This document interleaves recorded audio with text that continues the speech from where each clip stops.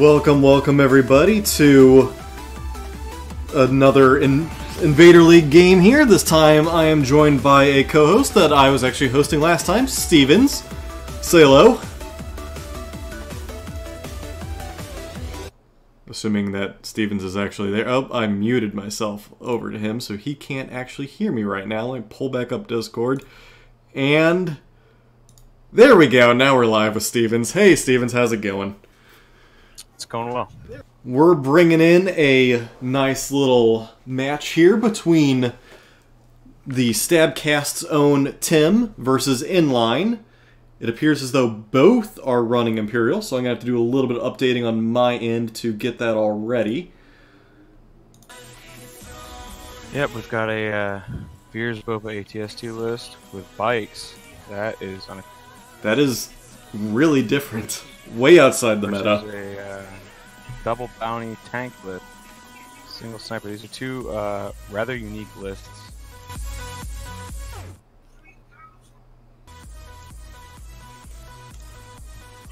I do like the way that it's shaping up. Alright, so first things first, I'll get my editor out.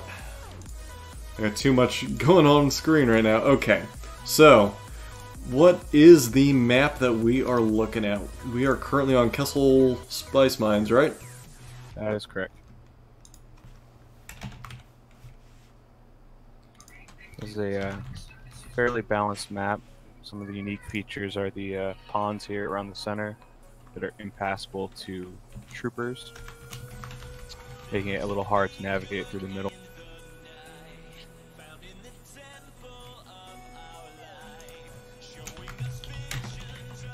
That being said, they are difficult for ground vehicles, so the tank and ATSTs will be able to pass through them.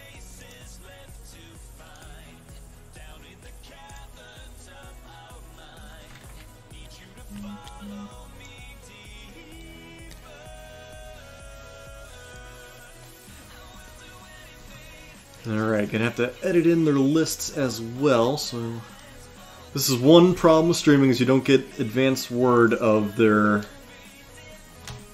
list, so we do make do with what we can. So they are playing intercept transmissions, battle lines, clear conditions, and right now we're seeing them set up the transmissions, which will be placed equidistant along the middle of the battlefield.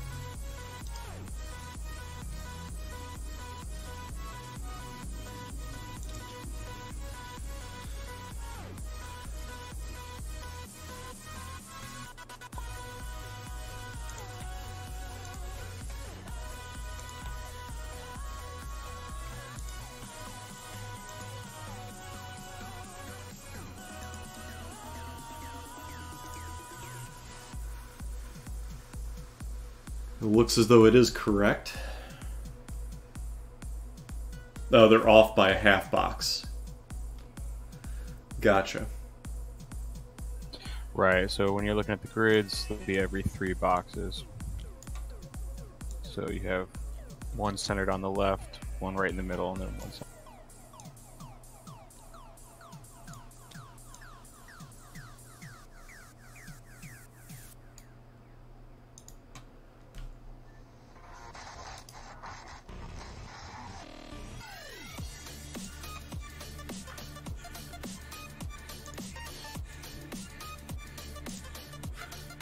As I reset everybody's colors and lists, I think I'll be pretty well set here momentarily. Alright, that looks good, that looks good. Now we just need to start editing lists. Alright, well at least the lists are simple and easy. It's going to be interesting to see an ATST versus a tank, though. That is kind of different. It is. Unfortunately, this ATST does not have the twin cannon. Otherwise, that would be a strong benefit for it. The grenade launcher is meant for infantry, which will help him out still, but yeah, without the cannon on it, it's going to rely on its main gun to have to go through. But at Impact 3, With 2 reds, 2 blacks, and 2 whites, that's still some pretty good chances he's going to get 3 damage on the tank.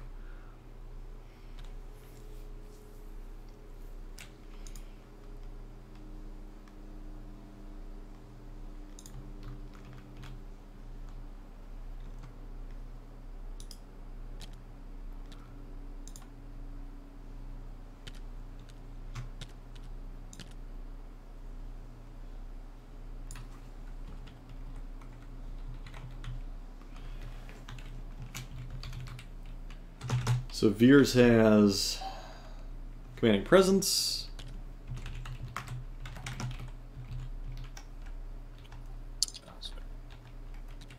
Interesting play by NLine here as he deployed first with spikes. He must really have a plan for them to just swoop up the side, but it is kind of telegraphing exactly where to deploy the rest of Stab's units. You generally want to hold those till the end so you can really pick the weak point in their line to apply that pressure. But we'll see. We'll see. His Boba is really kitted out, and I'm not exactly sure why he has environmental gear. Where's that? Oh, yeah. Yeah, that is another interesting play. Some of those gear, yeah. I would have much rather seen him scrap the duck and cover environmental gear and put the pilot on the ATST. The pilot gets way more mileage on it. Yeah, the new pilot from the tank kit, which allows them to change their crits into, or their, yes. That really does change the way that the ATST plays. It adds a lot more to it. With dice pools that large, it's important. It's almost needed.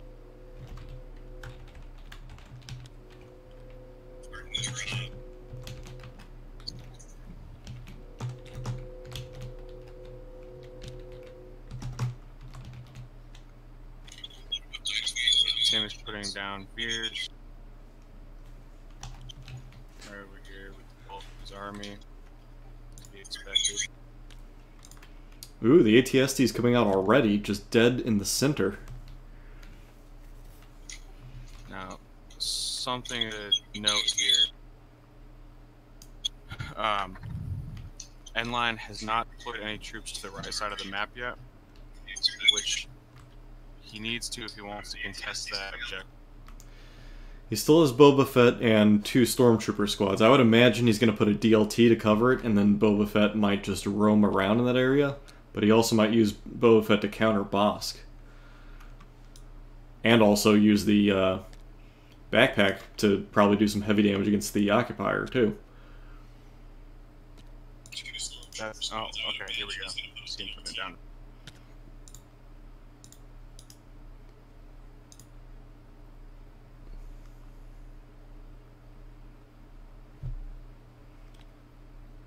Alright, so we have Veers, we have Boba Fett with Hunter.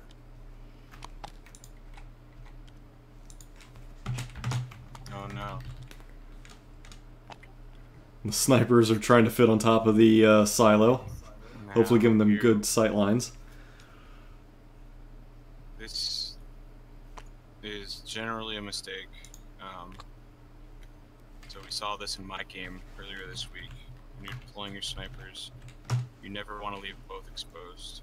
This almost guarantees that you'll get activated. Yeah. So what we will likely see is a Veer's maximum firepower into those snipers turn. That would be my guess as well. Putting them up there, you want to have the spotter guy pretty much down almost behind the cover, so even if the sniper itself gets killed, the gun goes down, they swap models, but the guy's now behind cover and he can't be targeted. Exactly.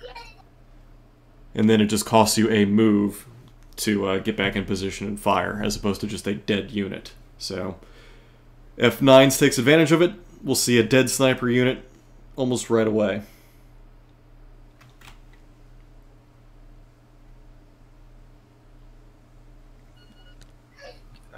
actually see most of Tim's forces committing to the right side of the map. Before I was worried about NLine. I was gonna say, they're all focusing pretty much on the one side of the board. Yeah, Boba, as I expected, is gonna go over towards the other side, the pretty much uncontested side. It looks like both vehicles are lining up against each other for the most part.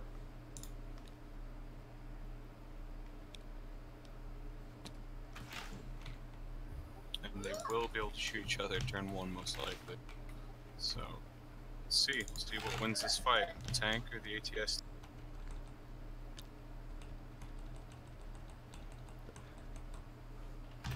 Now this will be the ultimate test of what is the better vehicle.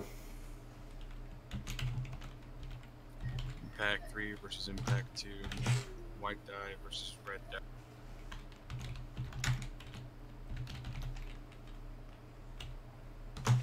With that, they are all deployed. And looks like they will be getting started here. Alright, and then here we go. Good luck to both players. We'll see how this all shakes out, but looks like early on, I don't want to say critical mistakes, but not optimized things. The big misplay I see is the snipers. That's one of those things that comes with experience. You know, you have your snipers wiped out, turn 1 enough times that you stop making it. And that is a valuable, valuable lesson. Alright, so I just need to fix the way that this is laid out, because Boba has a lot of kit.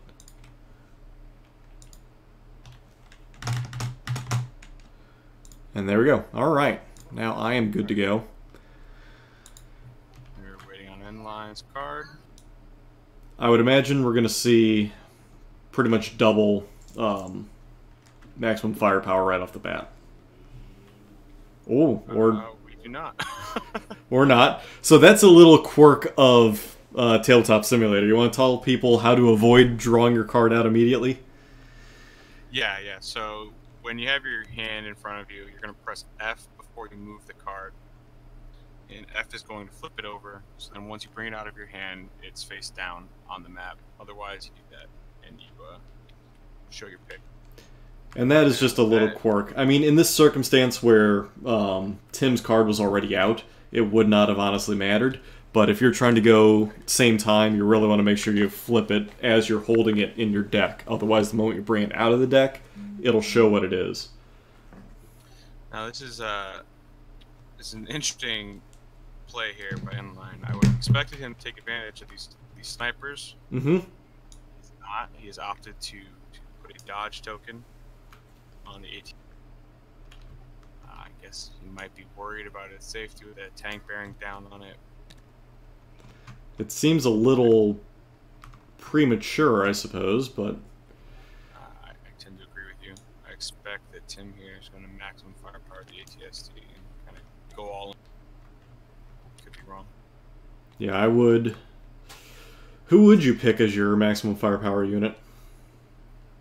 I think going against this, I mean, he could either try to burn the bikes over there on the flank, or you go all in and you try to take out the ATST. Because once that's gone, he's lost most of his firepower. Agreed, and I don't think he'll have much of a response to the tank once that ATST's gone. That said, Right. The bikes can be handled fairly effectively by both Boba and Bosk. It's true. He's really, I mean, and again, those bikes could also smoke Bosk pretty quick. Very true. If they get off and get a good aim on him, then yeah, Bosk can be toast. He is very fragile. You played him fairly effectively. I was actually surprised you didn't take his grenade over Boba Fett's whipcord. Any talk as to why you chose the two cards that you did? So, I've played a lot of games with Bosk now. I'd say probably over a dozen. And I think it is extremely, extremely foolish to take him into melee, take him into range 1 of anything. There are people that disagree with me, and, you know, they might have a point. I haven't seen it played effectively.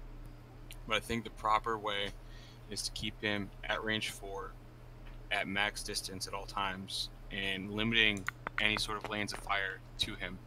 You really want to keep him safe because he can fall over under fire. Right off the bat, we see all 4 hits come onto the speeder bike. 2 are negated because of the terrain in between. 1 hit goes through, and there is 1 save. So 1 wound applied to the speeder bikes with maximum firepower. Shooter 1 should have accounted for one of those. Yes, but so shooting through cover and then the bike's own cover. Right, so that So, would yeah. have been heavy, then Veers has sharpshooter, they should have rolled 3. But Correct, but we're not here to tell them differently. That is up to them. Alright, so looks like Veers is going to activate. I would assume he'll give out Spotter to the ATST, would be my guess. that would be a good guess, yeah.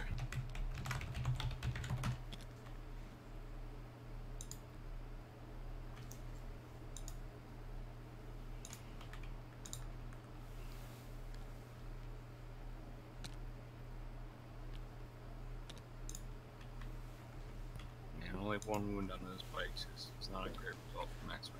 No, right off the bat, it's you would have expected a little more, but I guess you can't argue with things. Yeah.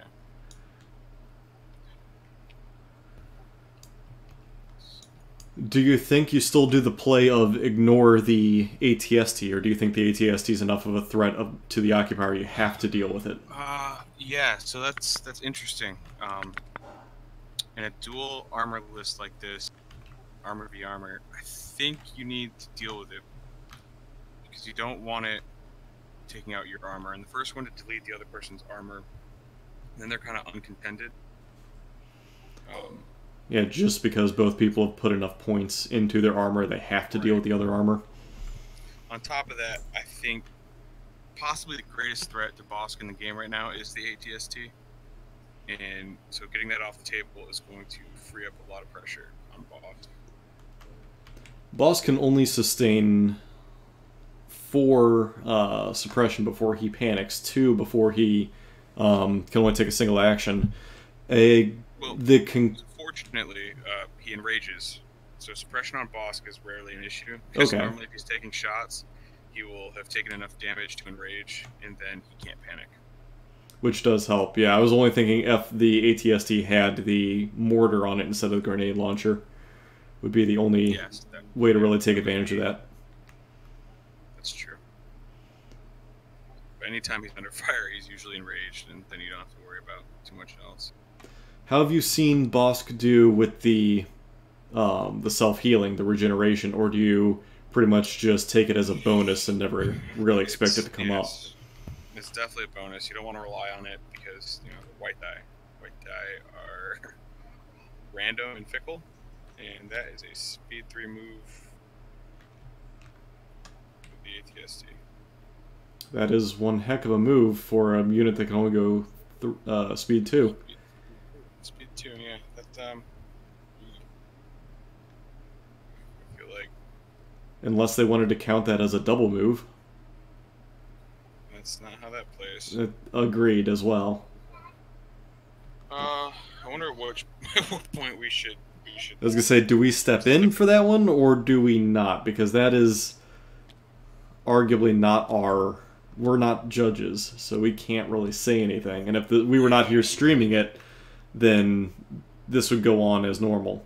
Again... You're right. I should hold my tongue. I won't say anything. Well, we can still comment it, but... Yeah. It could also be pressure on them as well as unfamiliarity with the rules. I do not know NLine...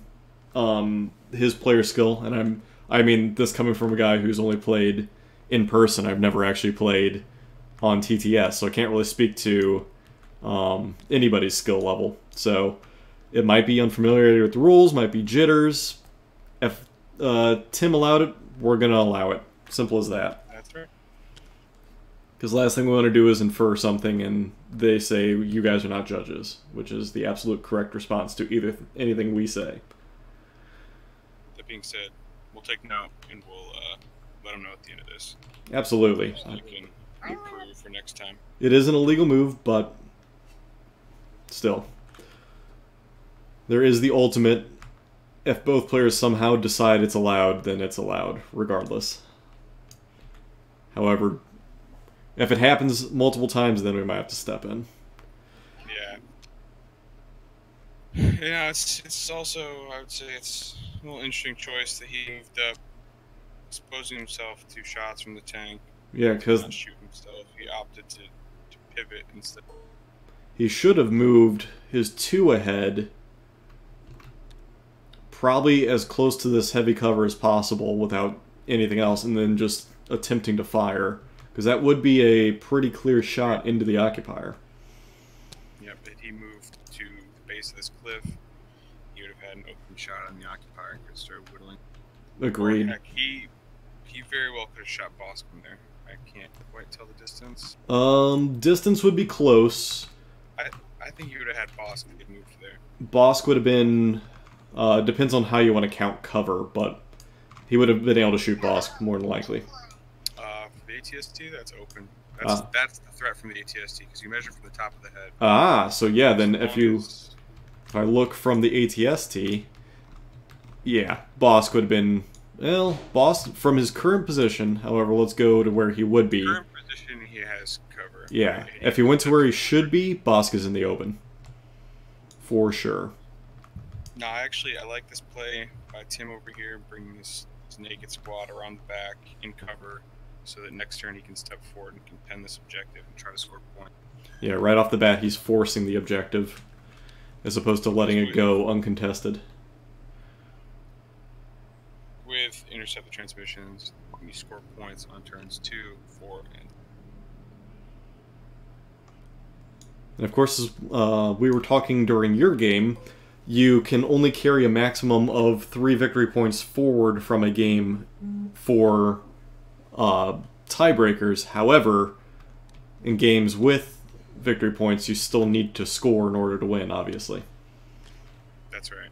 So that's why you saw me pressuring Intrigue so much at the end of that game, because I want to make sure I maximize all my points there. If it comes down to tiebreakers, you know, you kick yourself in the ass if you took it easy on somebody. Yep. And I'm sure there will be moments of tiebreakers here with how many people we have playing. I can almost guarantee there's at least going to be a handful that's going to need to come down to, and having the most victory points you can does make a difference. So we see NLine here. Looks like he's lining up a LT shot, something at range 4. Can't quite tell what yet. He has his prime choice of targets. I would say go for Bosk if you have the shot. So, one thing... He is concealed, though, from the DLT. Now, right here, I don't know how experienced Tim is, but against an experienced opponent, NLine has made a huge misplay here. The way he has brought his unit forward and cohered them, or lack of cohering, you'll see the DLT is to the left of the unit, and he's exposed. Any of these units can step forward now and pick off the DLT by making sure he's the only unit in line of sight. Agreed. Everything is behind the cliff. You might get an argument that the stormtrooper in the rear right behind the DLT might be able to be shot depending on the angle you're in, but very easily you could get just that DLT, and then that eliminates the heavy weapon.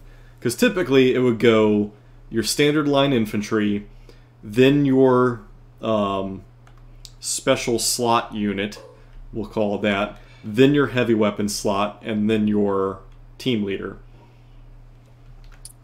Or is that reversed with the special slot versus DLT? Right, so if you have any non-combatants, they need to be second to last behind the... So they would actually go after the heavy weapon. Gotcha, okay. We see him taking a range 4 shot. 2 hits. This unit here in light cover, so that'll be 1.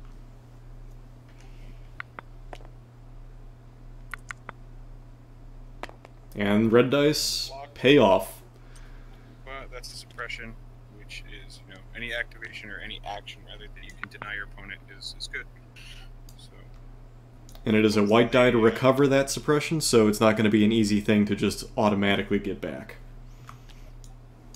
Hopefully for NLine, Tim does not take advantage of that misplay there with the cohesion. Alright, and the tank is up next. I'm currently showing loading for some odd reason. There does seem to be a spike in their pings, but I have no connection issues right now. So I think what we'll see here, what I'd like to see, is just an aim and shoot. He's got no real reason to... Yeah, theoretically, there's no reason to move it as long as he's within range 4. Right. He will be shooting through concealing terrain, but that's not too terrible. With the amount of dice he has. Right, it's light cover, so it's not a big deal. There's not a lot of room to maneuver up there, so I think moving forward is possibly just going to expose you to DLT fire, which there's no reason to risk it.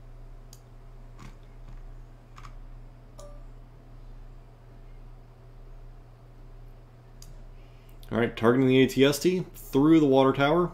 Probably still a smart choice. He took an aim, and he's prepping his die pool. And he's running the anti-infantry gun on top for the pencil mounted. Wow, that's good. So we see 2 natural crits there. One of them being a white die, too, which is fantastic. That always feels good. Oh, and another crit, so... 5 hits. 5 hits, which ignore the terrain, too.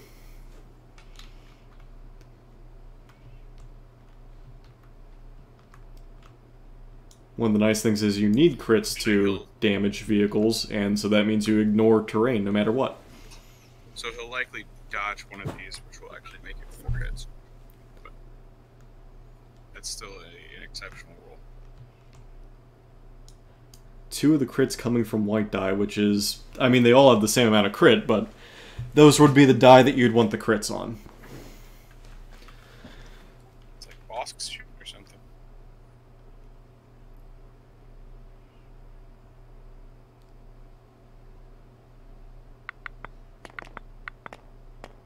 Alright. 4 coming in. Dodge. And Block. 1 block. So the ATST takes 3 damage right off the bat.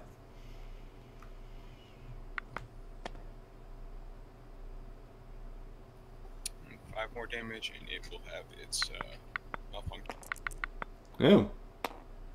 Taking another damage for something. I guess he decided against the dodge, perhaps? I don't know why he rolled a second time, but... unless something was missed.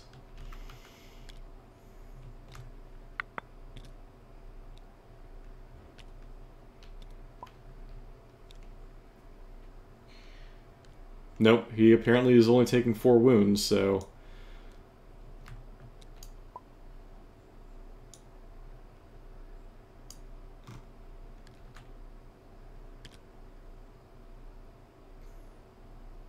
There's a wound actually underneath him, too. So that does make things interesting. He spent the dodge, so I'm not sure why he... I don't know why he rolled a 5th time, but... he's only showing 3 wounds, even though there should be a 4th on him. Oh no. Well, you're right, If he spent the dodge, it drops down to the 3, because he saved the 1 out of the 4 die he rolled. So everything looks correct. Alright, so he pulled a core unit. Looks as though he's going to use it on the stormtroopers that are nearest the... I don't know what side of the table you want to call it. It's the timer side of the table. And he's actually going to move them towards the ATST. Now, you could move them up there, take advantage of light cover from the ATST. And I suppose this is fine if he wants to go ahead and contest that naked squad coming around the back with Boba. Yeah. You need to be careful when you do that because Boba Fett's an expensive piece and you don't want him kind of lost on a flank. I've made that mistake earlier. So he's basically saying you want Boba Fett to be in the center of action where possible, so as he has multiple options as opposed to being stuck a turn or two away from things. Exactly. And looks like he might be move again. Looks like he's going to take advantage of the heavy cover from the machinery.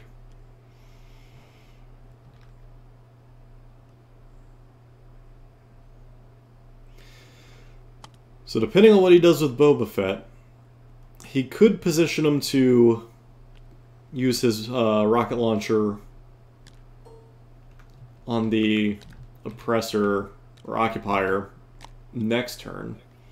Yes.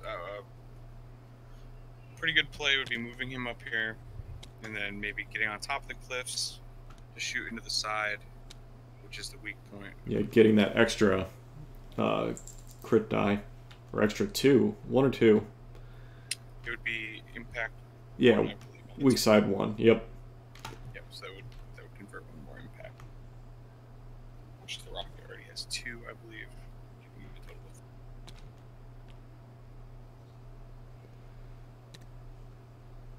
There's a whole lot of naked storm squads out here. Very interesting lists. See this squad kind of freely move forward. The only thing across the table that hasn't activated yet is another naked squad, Boba Fett. He might decide to go center with Boba Fett, but then he does run the risk of losing a point on that objective next turn. Yeah, he'll have nobody to contest that point except the naked stormtroopers in the back, unless they double move towards it.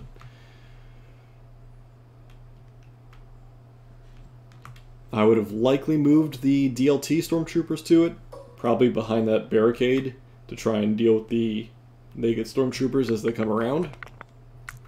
Yeah, it's going to be a matter of whoever gets there first. So we see the naked squad shooting at the DLT squad.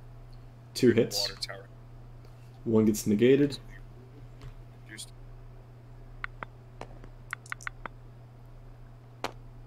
And a block. That is why you play Imperials, folks. The red save versus the white save is dramatic. It feels so much better. Unless, of course, you have terrible dice luck, then not a lot can be said about that. that is what it is. Alright, so he pulled Boba Fett. So this will pretty much set up for what we think is going to happen next turn.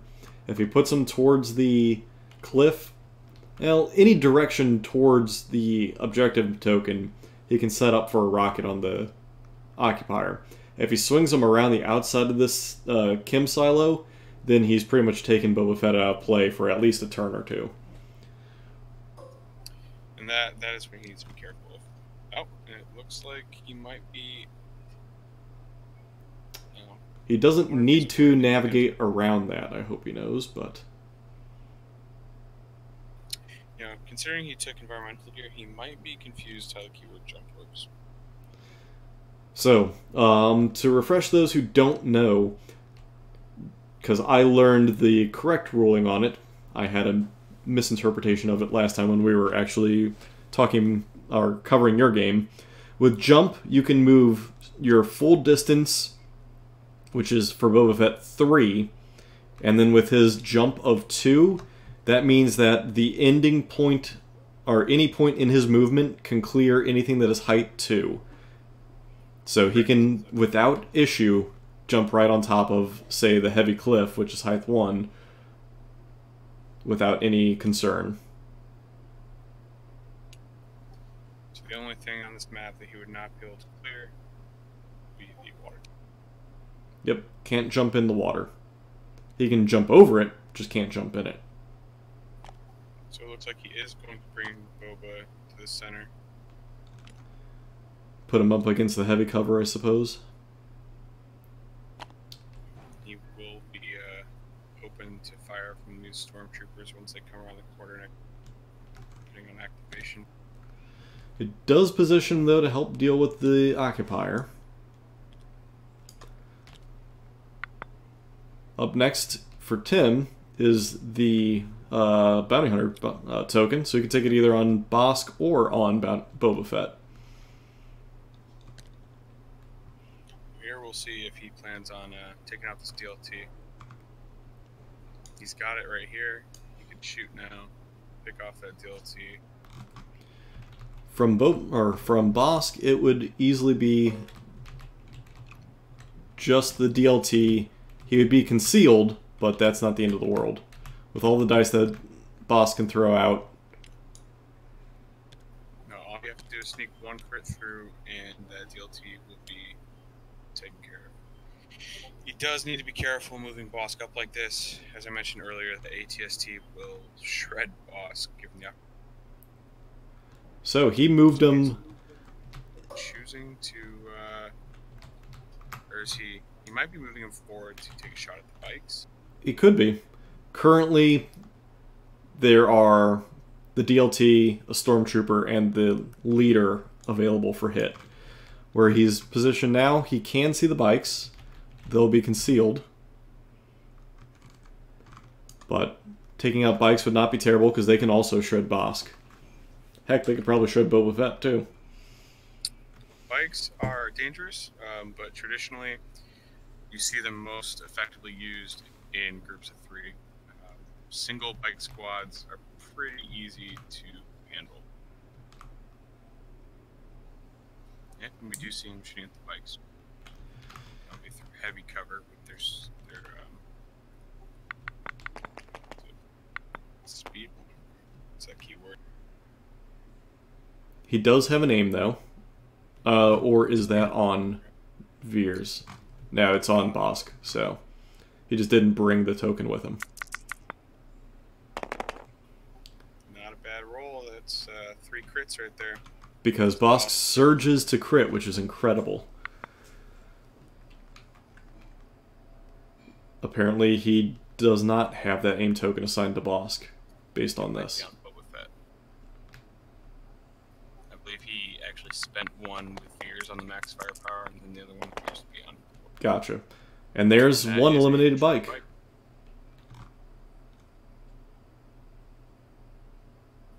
And that is essentially why you don't want bikes anymore. They do fall fairly easily. And once their firing power is halved like that, it's not good. Red, black, and a white does not get you very far.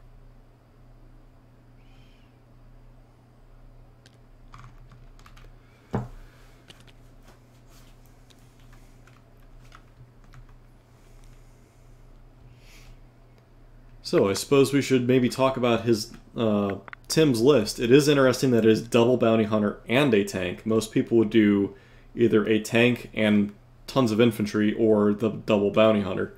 Do you think that that is a good list, having what he has? Oh man, no. If I'm being incredibly critical, I think you need a little bit. So the problem is that if somebody else is running 3 snipers, they're going to pick apart your core because he doesn't have much there. So the tank is good, but I don't think you can afford to fit it with both bounty hunters.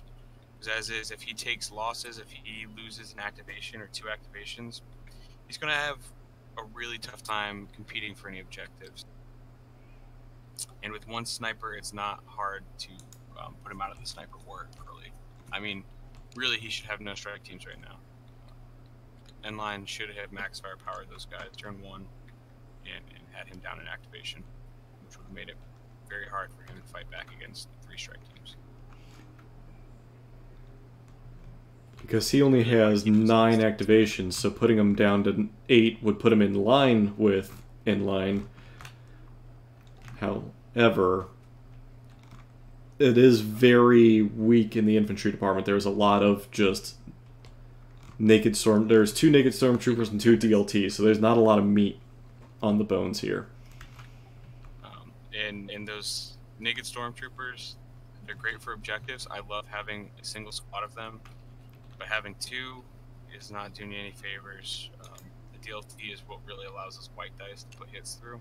Without that DLT, your crit hunting almost every single time. And, you know, Bosk is going to whittle them down. That being said, I do think he's overextended Bosk, so we might see some wounds come his way. If he double moves, he won't.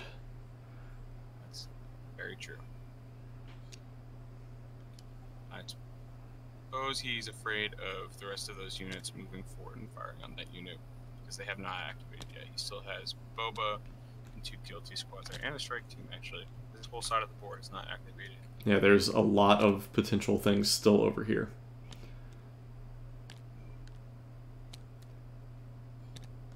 He is wisely concealing everybody behind the rock formation the best he can. However, it'd be fairly easy to move everything to get shots. I wouldn't say the best he can. He should have probably tucked them up there a little.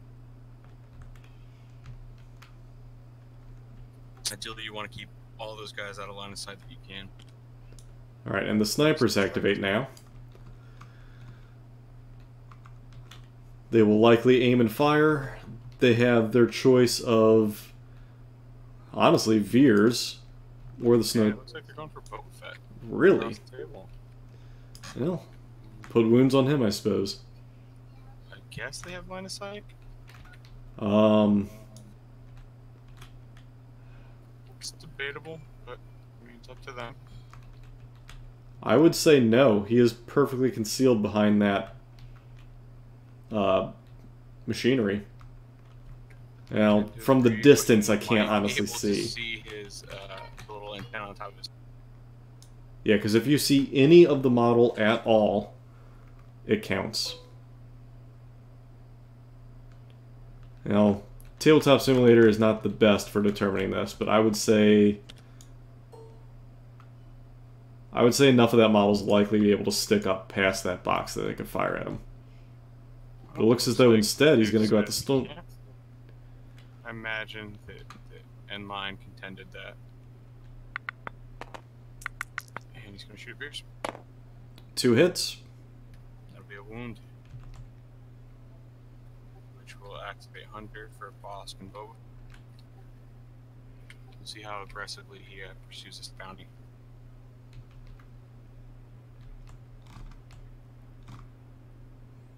By which they actually have not marked their bounties, so we can only assume that they called them out. They mentioned it in chat.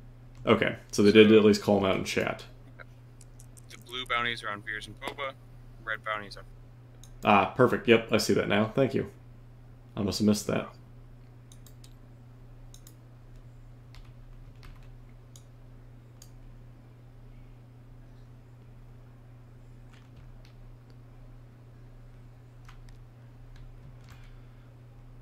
So activating Hunter frees up both Boba Fett and Bosk to do a move and fire as opposed to an aim and fire. Because they automatically get aim when targeting a wounded character. It's really strong on Bosk, and it's great on Boba Fett as well, if that's what you're pursuing. I think it's actually one of the weaknesses in my list, is that I don't have room for it on Boba Fett, so I really have to just use him to pick apart core unit. Yeah, he is almost your crowd controller. And thank you, Andrew, for subscribing on YouTube. I appreciate it. Also, he's just fantastic at securing objective. Okay, so he's going to bring this naked squad over towards this objective. He almost should have swapped around the 2 units, the DLT and the naked unit, had them placed closer to the objective, or had them almost near the barricade down in the timer end and just move them straight up, being concealed almost the whole time from a lot of the attacks. Yeah, so I think one of the most difficult things to get right in Legion, and this just comes with experience in playing, is that turn 0. Once I corrected my turn 0 play, everything else got way, way, way better. So with newer players, you see those kind of errors, and it affects the rest of the game. But playing against strong opponents and taking your losses in review, you kind of end up correcting them. It does seem like these two are both about equal, and, well, I'd say Tim's a little bit higher skill level, but luckily it's not a dramatic, I guess, So, 1 versus I mean, 16 like, seed type situation here. Right. We're not seeing Kingsley go against Inline, basically. No, that would be brutal. One telltale sign of a newer player, though, is the sniper placement. That's not great. And then not taking advantage. I guess he still has time to. But that DLT should really... And that's what will show a stronger player. There's a lot to reading the battlefield as well as knowing the nuances, like the keeping the spotter of the scouts behind cover sort of thing. Lots of little nuances that make a huge difference. They are, yeah. And the skill cap, or the skill gap in this game can be huge. Depending on the list. There are a lot of lists that are more forgiving than others. Your list cannot be piloted by somebody who's inexperienced. It's a little too fragile and requires too much finesse, I'd say. Bosk in general is that, misplaying Bosk, one turn, a single misplayed action can result in Bosk dying. I had originally been experimenting with Pelp Bosk, but I found that if you make a single mistake and Bosk gets taken off the board, your list falls apart. So I kind of gave that up and switched to the double bounty list. Fair enough. Now, do you regret not having E-Stims on Bosk?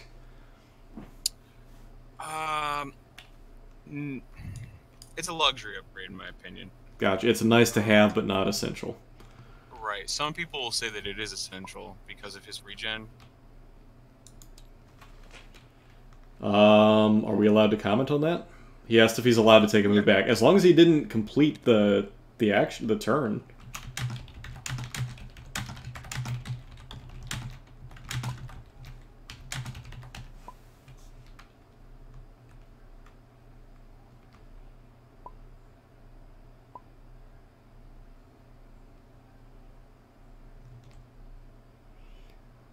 Yeah, you would just hit full to make him go back, right? Start. You hit start. Oh yeah, and that brings him back to the start.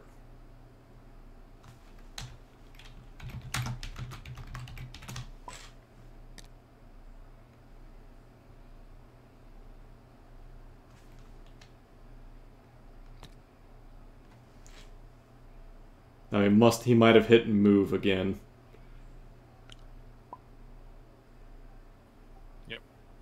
So there's some confusion with that because a lot of I think players came from Armada. I haven't played Armada, but you hear Armada players asking a lot about whether or not you can check range with movement tools and the range ruler. So the ruling is that the range rulers can always be used on a table to check. Movement tools can't be touched unless it's that unit's activation. Once you've placed the movement tool on the table, you're committing to that unit's activation. You are not committing to their move. So during their activation, you can check where they can move to with a movement tool without committing to that move. But once it's on the table, that unit must activate. You see him bringing Boba Fett up with a double move to the edge of Giving him nice concealing cover, setting him up for next turn to potentially go immediately after Veers or the squad there. Either of the squads, really. If that is the two pick we brought, we could very well see a Boba Fett flamethrower next turn, deleting one of these squads. I wonder if he might get to tunnel vision and go after Veers when he shouldn't. A little too early to do that. Yeah, I mean, because that is when I'm playing double bounty, you really want to think about the bounties as a situational objective. You know, you don't win a game by the bounty, but if your opponent leaves one of those units out there hanging, that's when you capitalize on it. You don't want to overextend Boba Fett or Boss trying to achieve those bounties. Yeah, it is effectively either a bonus point to have, or you have to look at it as potentially a tiebreaker or situation where you have to get it to win. Don't use it as like your first victory point you earn. Right. That's where you'll get in trouble. If you're, because that's what we'll see Boba Fett here in the back line, and he might very well kill Beers, but all it takes is that ATST turned around and he'll be gone. Yep, and then you no longer get the point for killing him. That's right. So only really go for those bounty points if they just mistakenly leave it as an easy target, or if you're desperate for a victory point towards the end of the game, or if you just want to score more victory points. Never make it your main objective. Alright, so we see Veers on the move here. Likely running away from Boba Fett, even though he probably doesn't need to. Now, Might get over here to give an aim as well to the ATST. Oh, the ATST's already... Well, next turn, I should say. Right. So one thing he needs to be very careful of now is that he has moved Veers beyond range 3 of these squads over here. If this squad takes a single shot from Bosk, there's a chance it's going to panic off the table. Squad far to the left, that is. Yeah, because Bosk has a weapon that has suppression, Hello? so even just firing at the squad, they gain a suppression, not even hitting. Hitting gets you the second. So 2 suppression on a stormtrooper will cause them to run away. And thank you for the follow. Much appreciated.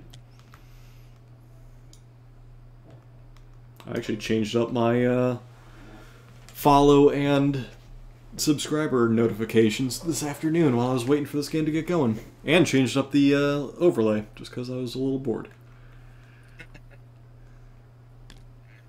Make the improvements. Alright, so moving the DLT squad up. Do you shoot at... Well, they might not have a shot at the bike. Well, yes they do. They could have range 4, yep.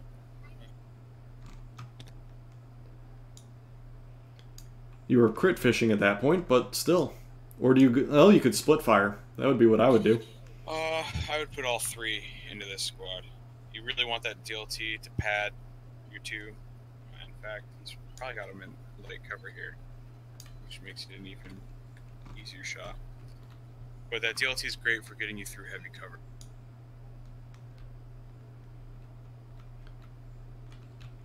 Yeah, they would just be light cover. Yep, and there you go. See him shooting at that squad. Again, you really should have brought it up more towards the middle, picked off that DLT that's extended. But this is okay too.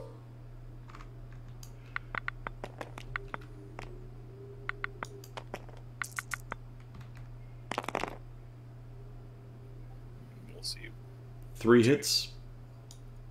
1 is negated. Yep, thank you. The cover does negate 1 of those, so should be 2 saves.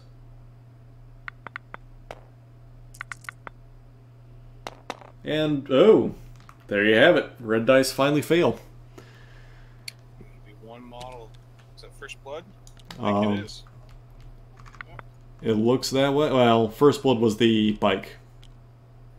Ah, you're right. You're right. I put him off to the side. Didn't see.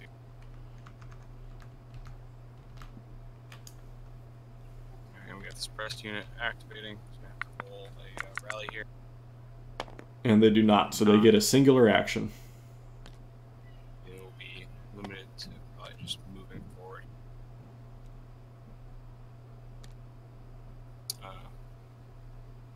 Does he know he gets a single action?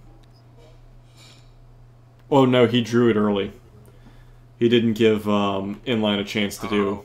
Oh, yeah, so there we see the compulsory move from the bike. It's been a while since bike's been on the table, so if you haven't seen one in a while, the bikes have to make a compulsory move with their first. It's actually a free activation. It has to move the entire distance of its range 3 move, and after that, it gets its 2 activations. Typically, if you want to slow down the bike, what you do is free move, and then you aim and fire, allowing you to take advantage of the fact that you get a free move out of it, closing the distance, but you don't close too quickly. Now, you must take that movement 3 for the free move. You can take a movement whatever you want for any follow-up move. So don't know if that was a misclick or if that's intentional, but he has taken a dodge token. And, sure, he's shooting. Yeah. Or is he not aware that the compulsory move is a free action? Okay. There we go.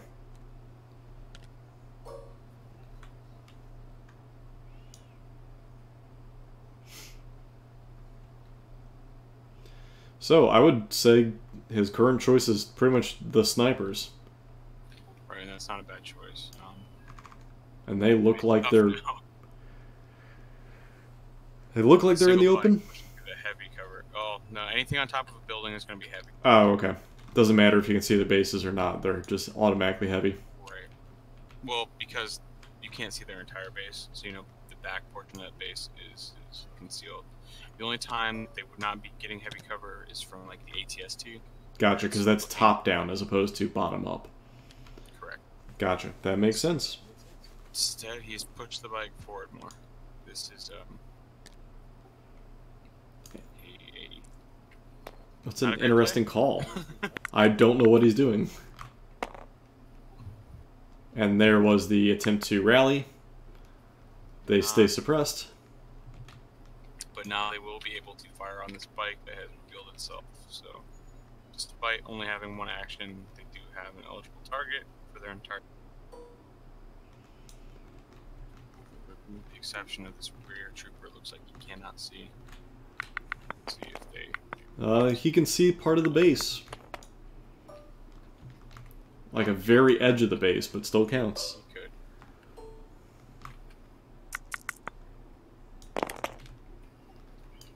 Alright, and that'll be... does he even have cover? He does not. So light cover will take one of those away. That leaves 3. He'll dodge 1, and that'll be 2 on that bike, which could destroy it. Because they roll white dice.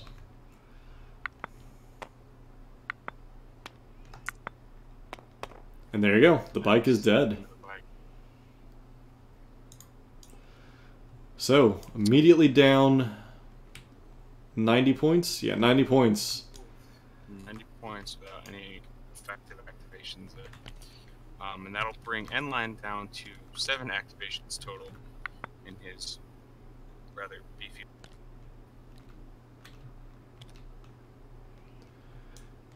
Arguably, he should have aimed instead of dodged with that bike and lit up the snipers, would be my call. Yes, that would have been the proper play there. Even being down a singular bike, 3 dice going in, hope for 1 hit. Even if nothing else, you're going to get suppression on them. Just hope that you do something. What he didn't want to do was, I mean, he could have done standby, he could have done a lot of things. The absolute last thing he wanted to do was move forward there and expose himself. Yeah, he put himself completely out of cover. The stormtroopers went from not being able to see him at all to completely being able to see him. So that is the end of round 1. Alright, round 2. 2 hours on the clock. I feel like it's going to get a lot quicker here because things already started dying. Dog break. Okay. Alright, Tim's taking a break.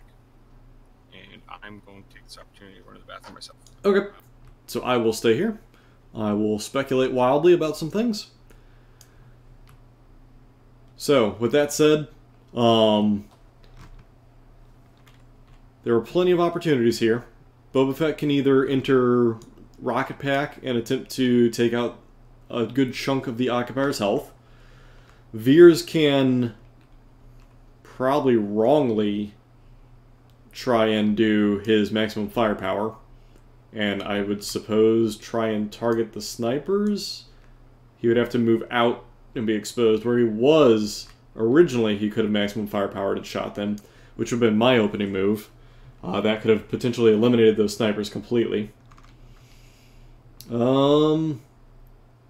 Yeah, right now I would probably put Rocket on Boba Fett, have him jump to the heavy cover and fire into the Occupier. As for inline, if I was him, or not inline, if I was Tim, I would, because he already maximum firepowered, I would, if he has it, do the Boba Fett Flame card, completely wipe out 5 or 6. Take your pick between the two.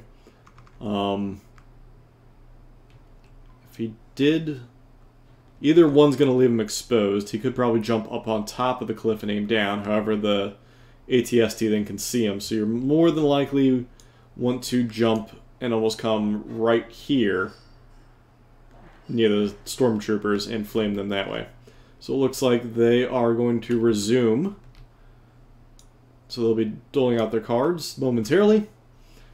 I don't know what else I would do if I was Tim. Some good options, but not sure what.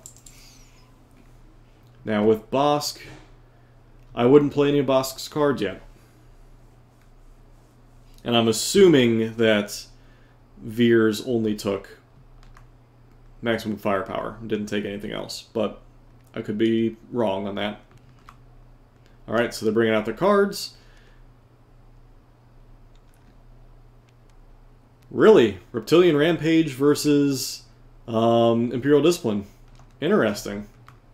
So, Reptilian Rampage basically gives Bosk 2 activations. He can fire, or not 2 activations, 2 attacks during his activation, in which he fires twice instead of moving and firing. And he can take a wound to get a singular free move. So that's not terrible because that would put him enraged, or start to get him enraged, which is not bad. The targets that Bosk has... Well, in all honesty, that is actually a really good play because the Imperial Discipline means that he's going to go last, which means Bosk can kind of get into cover away from that ATST, depending on how he plays Bosk. Now, okay, so he's taking the free move early. It should be... Alright, I'm back. Welcome back. Played were Reptilian Rampage and Imperial Discipline. Okay. Now, I think what we're seeing Tim go for here is the aggressive melee Bosk. And that's probably why he has tenacity on there as well. I think he's going to be able to pull it off here. Because NLine seems like he might be a little inexperienced. But I think you need to be careful with this. He is setting himself up for a lot of incoming fire and the ATST potential. However... Now, if he does keep him tied to this cliff here, he might be able to avoid the ATST, which is what I'd like to see him do. The problem is he gets a singular move out of this. He can take a second move, but then you're effectively wasting the card. Yeah, looks like he won't be able to get to melee range. But he might be setting himself up for a bomb next turn. He might not have a bomb target next turn. That's fair. Very fair. Alright, yeah, and he's going for the shots on these guys, which could very well result in them panicked off. Correct, and they are in the open where they're currently at. Yep, he's got half the unit in the open, so it counts as fully in the open. So depending on how he rolls here, will determine if you want to fire at them again or fire at the Squad 5 just below it. I think split fire here, just because there is a good chance these guys are going to panic. Yes, as he got 3 hits, one of them being a crit on these guys, I would then split my fire. That way you're doubling up on suppression. I had thought that you would have run Boba Fett's... Ooh. Ouch. That is 3 dead stormtroopers. I would ignore that squad at this point. Yep. Yeah, I was thinking that we would see Boba Fett activate with the flame thrower and try and take out a squad, but this might work just as well. Yeah, that's kind of what I expected. But I don't know that he... Not everybody's going to bring the flamethrower. That's probably the easiest card to cut when you have double bounty hunter. Because it's pretty situational. So you don't always have Boba in a situation where he's going to effectively use that card. Agreed, but what card would you put in its place, though? People call for push, just to give you better activation control over your bounty hunters.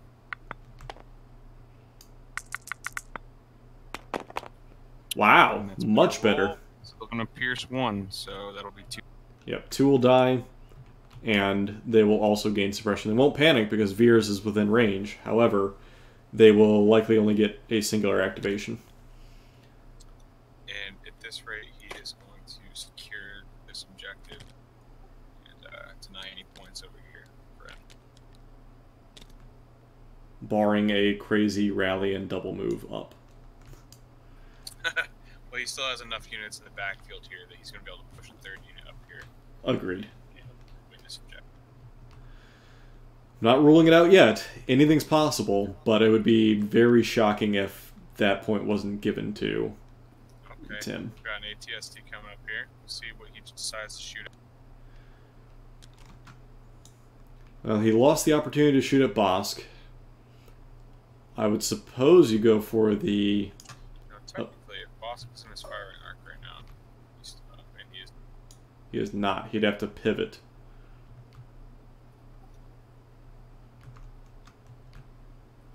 So here's a question.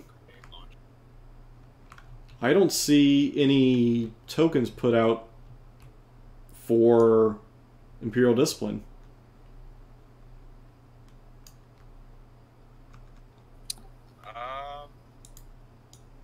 It does not. I think he forgot to deploy his tokens. But he's also pulling from the stack still, so maybe he thinks that he can just draw them? Yeah, possibly draw them and then shuffle from there. That's not how it's played, but... That is not how it works. The reason that you can't do that is because it affords you more flexibility in your decisions that you shouldn't have. Correct. It basically allows you to react and pull out what units you want to activate as opposed to predetermining what you're going to activate and having to deal with the results. So this is being played incorrectly as well, but again, we're not judges. We can't step in. That is not our place to call it. But we will highlight it when we see it so that the viewers know what's right and what's wrong. Correct. And if the players decide to go back and do this again. So he's shooting at Veers here. So shooting at Veers with the ATST, and it appears as though he's not taking an aim. So it's almost like he's not taking a second action. Oh boy. He might try to move forward after this. Or dodge. Get in range of the center objective, which you can't really tell, but it would be in the middle of the water tower. I think shooting at Veers is just... It's not the right choice. Veers is not the threatening piece here. You have a lot of the things you could be shooting. Alright, apparently he did take an aim without actually laying down the marker, because now he's up to 3 crits and 1 hit. Alright, so Veers is going to be in heavy cover, which will mean 3 hits go through. Unless he's trying to set up his own bounty, but Boba Fett's long ways. It would appear as though Tim is also mildly giving lessons on how things work, because I've noticed him pointing out the critical number. So I imagine that means that NLine's a little bit new, which is perfectly fine. This league welcomes all people, regardless of skill. So it's great if you're paired up with somebody who is a slightly higher skill, because they can definitely help you learn the game. I know that whoever I have to play against will likely need to give me the ins and outs of Tabletop Simulator, not so much Legion. Legion, I'm minus my small critical mistakes that are easy to fix. That is not the problem. It'd be the actual tool would be my concern. But it appears though NLine is a little new to both. I'm going to take this moment to jump on my soapbox here. If you are a new player to Legion and TTS in general, the best thing that you can do if you're playing is to take advantage of playing against these people out here and learn. If you come at it with the mindset of, oh, my dice failed, or oh man, you know, it was my list, or your dice were really good, you're never going to get better at this game. And the best thing you can do is learn from everything. The community is extremely friendly and open to helping people. So pick your opponent's mind after the fact, talk to the people that were watching the game, and learn everything you can, because nobody's hiding the meta. Nobody is holding on to their secret strategies and stuff like that. You can get much better at this game if you choose to. Exactly. There's not a single person that wouldn't volunteer some time to come and help play a practice game or help you work on a list. The Discord community is fantastic. The TTS community is also amazing. It's like you're taking all the best qualities of the players you find from your local group and have very little negative of qualities because we would have drummed them out. Right, yeah, that's, I think, one of the best parts of this community is it's very self-regulating. There's not a lot of tolerance for any sort of toxicity. And it's almost as if everyone wants to encourage people to play. So, again, by all means, if you want to get a practice game in, there's plenty of people willing to get a practice game in. And as I've seen with this game, and what I can only imagine during your first game, it seemed like you were giving a little bit of coaching as well. Yeah, and, you know, I was to an extent. When it comes time for an Invader League proper game, I'm going to keep my mouth shut for the most part, just because it is it's competition at that point. After the fact, you know, I offered my advice. I helped her as much as I could with the actual tool. I'm not going to let her make mistakes and just do foolish stuff. I'm also not going to give her advice while we're playing in that context. After the fact, you know, I'm happy to give her all the feedback in the world. But when it's Invader League time, it's yeah. Mistakes. Slightly different story, but yeah, mechanical tool issues, that is easy, something that anyone would be helping or willing to help fix in-game. As for strategy, yeah, that's a different story. But mechanical issues in-game, that's a different thing. And it's important that if you're playing an Invader League and you get matched up in a group that's got some veterans in it, don't get discouraged. You know, we all come from our local scenes where we might feel like we're, you know, best player in the group.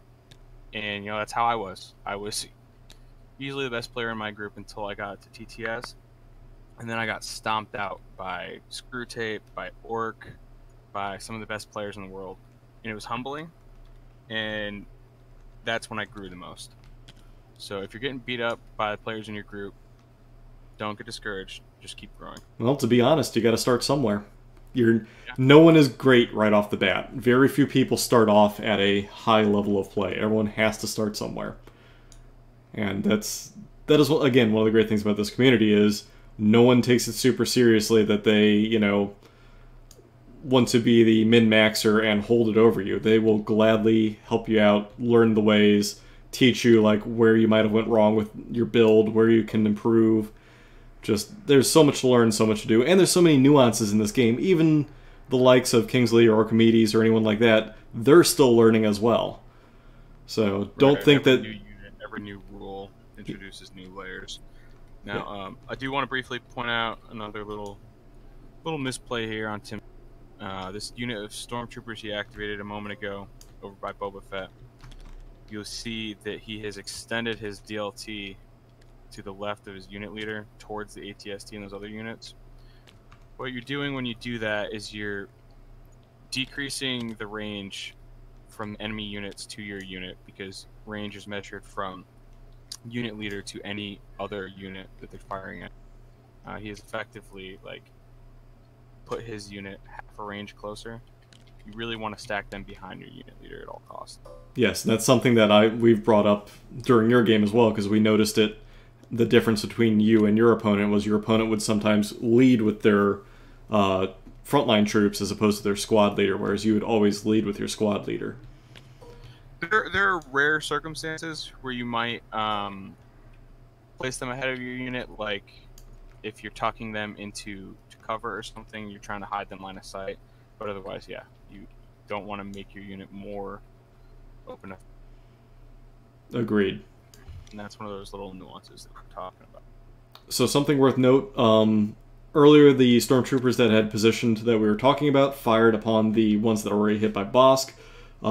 They must have been negated by the suppression already on them. So the hits were negated, however, the suppression still got applied, and they now have 3 suppression on this unit. there is a very good chance they will be running off the board this turn. Yeah, I guess the only question here is if that is 6 inches or not. I would wager They might no. I make it- think these blocks are 6 inches. Yep, I think you're right. So they're not going to clear the table this turn, but if they don't clear that suppression, they'll be gone here by turn 3. Effectively, this turn you can count that unit out of the game. Next turn they might actually be out of the game, but this turn they're ineffective. Unless he does get a god roll, anything's possible. Also, looks like there are 4 hits coming in on the 2 troopers here. 3, he should only be rolling 2 of those. It depends on what they said this cover was. Well, he has 2 suppression, so should automatically be in hard cover.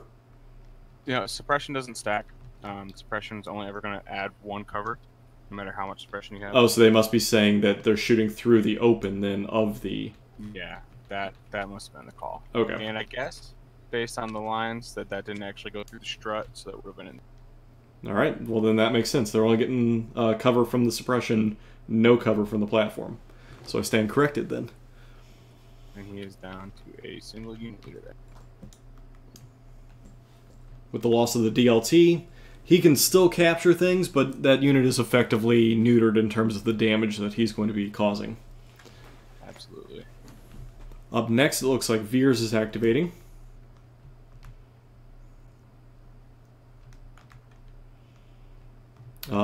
What would you do here? Since the ATST already activated... I would say push him up, see if you can get within range 1 of Boba Fett, and drop an aim on him and this DLT squad that hasn't activated. That would be my play as well. Run him up, and then spotter for those 2. That would also give him some cover, depending on the lines of sight. Did he just... I hope he didn't just place that aim token on the ATST. I believe he did. Oh boy. Well, again, could be jitters from being a league game. People make mistakes all the time. It's true. There's a certain sense of anxiety when you're playing these games, and there's a lot on the line. Thankfully, this is the round robin stage, so this isn't single elimination. There will still be, 4 other games that he will get to play. That's right. I will be concluding my first 4 games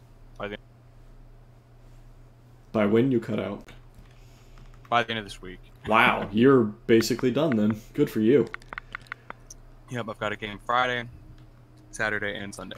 Nice. I do not believe I'm playing until at least next week. Ours are all going to be stacked in the back end for almost our entire group. And I think a lot of us are like weekend-only people.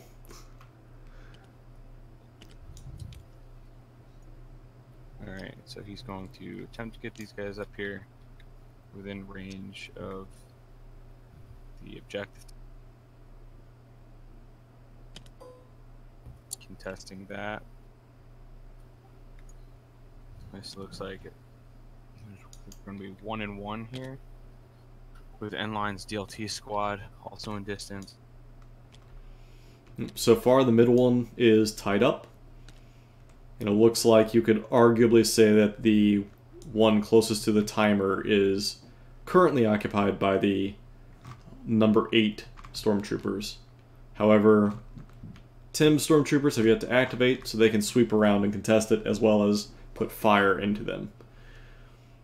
And so then it'll be a matter of if he brings Boba Fett back to this side or he pushes him.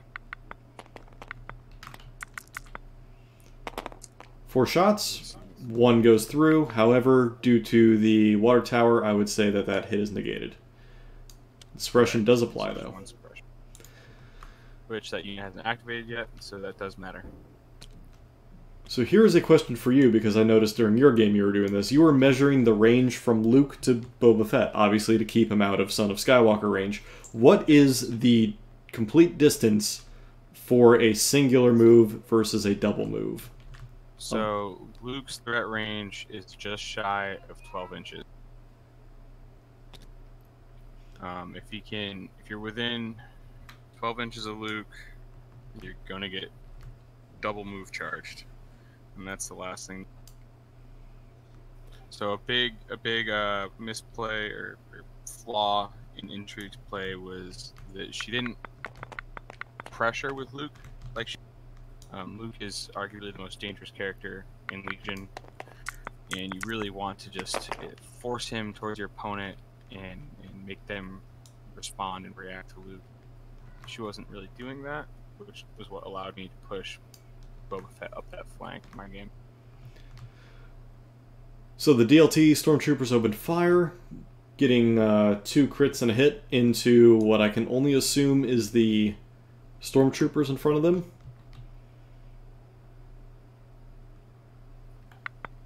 Oh, maybe not. Interesting. It's 2 crits, so that really should be 2 hits there. And why was he rolling white die? Oh, you know what he... No. It's... Oh, that was for suppression removal? I'm not sure I'm following what's going on with these Stormtroopers. No, I think they're... He may have forgot to roll suppression on something the turn before. Oh, gotcha. No, and he has rerolled all his dice.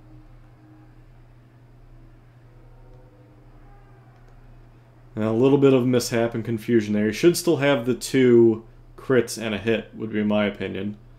Unless part of the forgetting the suppression from earlier was just reroll your whole dice pack. Could be part of a... Hearing a conversation. Yeah, it could be part of a make good call.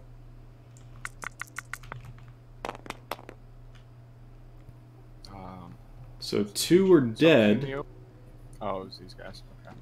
But from the Stormtroopers, they shouldn't be in the open.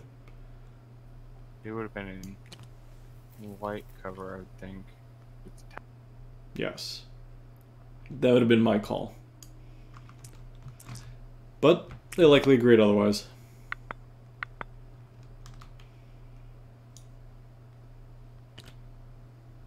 Alright. Up next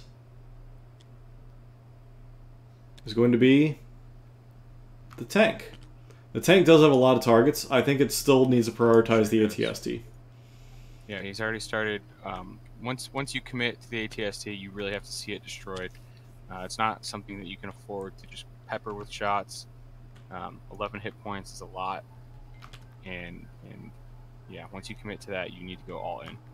As an interesting note, if you ever take an aim on the occupier, it goes straight down the center of the tank and you can't see it. It's lost in the tank. I would like to see Tyrion maybe create a second model for the tank without the crates in the back, because the crates create line of sight blocking, which might be how you want to play it, but there's also, you know, the ability to use it as mobile cover, being able to shoot across the bed of the tank, which you can't really do with those crates in. Correct. And that might be a thing where you might have to just agree that those crates don't actually exist, depending on, at the beginning of the game, how you want to play it. That would be a solution to that. Alright, and we see him actually abandoning the ATST and shooting the squad there in light cover. Actually, they have a... Did they clear the suppression? They must have. So 2 crits, 3 hits, and does it surge? I do not know. It does not surge. That's why you have the pilot, but the pilot does surge to hits or crits. It has the elites on it, so yeah, surges to we're hits. looking at 7 hits there, which would be reduced by 1 for light cover, 6. That is a lot of hits. No, that might not be a bad call after all. They are in scoring range. If you somehow manage to wipe out this squad, that would be a very strong call. And he does. That is the entire squad. Yeah, like that. Only 1 save out of all 6 hits, That and bad. I've been there. That's rough. that squad is completely gone. So as much as I would not have called that move, it worked out very well, because the ATST cannot score.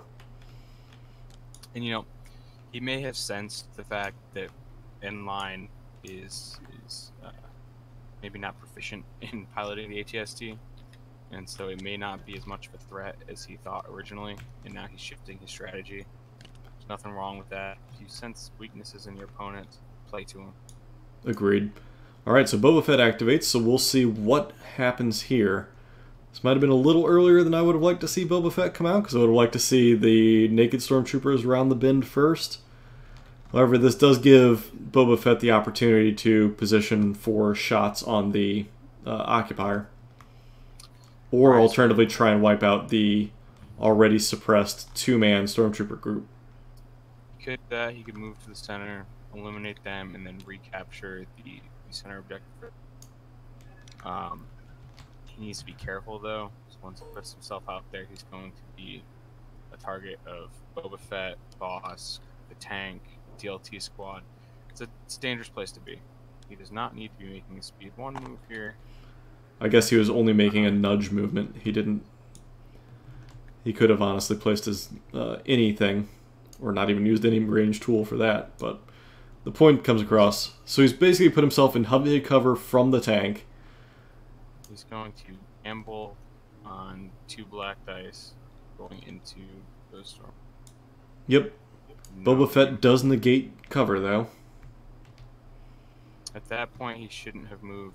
Should have aimed and just shot because he's already at range 3. Agreed. Or moved closer to be in range 2 to take advantage of the wrist rockets and the carbine. Right.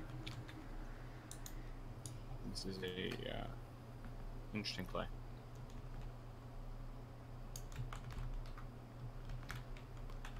Now Boba Fett, if he hits, he'll automatically kill 1. He does negate the cover. Yep. Sharpshooter 2 makes him very threatening, allows him to place himself in cover and safe spots while he fires.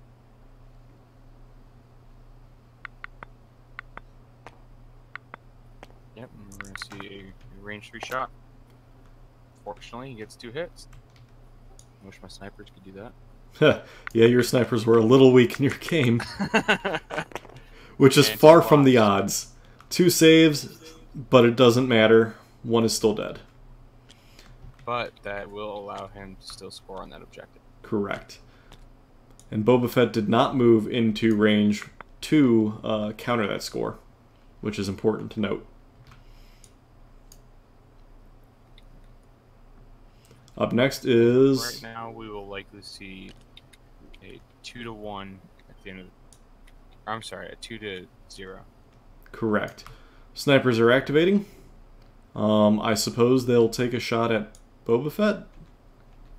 I think you just finish off this objective here, or this activation. You kill that lone unit leader. The Squad 5? Yeah.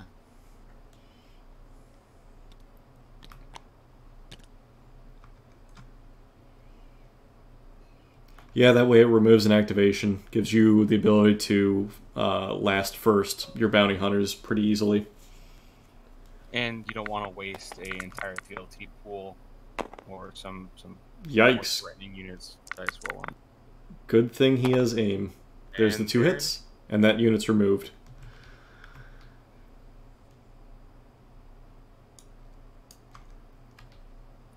He is now up, I believe, 2 activations. 3 activations, rather. He's a 9 act. This game is starting to slip away. I'm up there. And typically I wouldn't say that this game snowballs. There's always a chance for something to come back, but 2 bounty hunters definitely makes it much more capable of snowballing, rather than just a standard list of mostly infantry and supports. This is going to be a big roll here. We're going to see if this unit remains panicked. If they do, they will be exiting the board. Yeah, not this turn, but definitely next turn. Next turn for sure.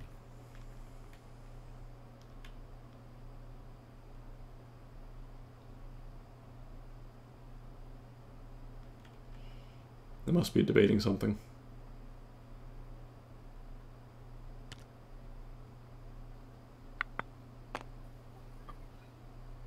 Need to roll 3 more there, buddy. Yeah. Okay, here we go. Well, he's down to 2. So that'll save him from running off the board next turn, but this turn they will definitely run towards it.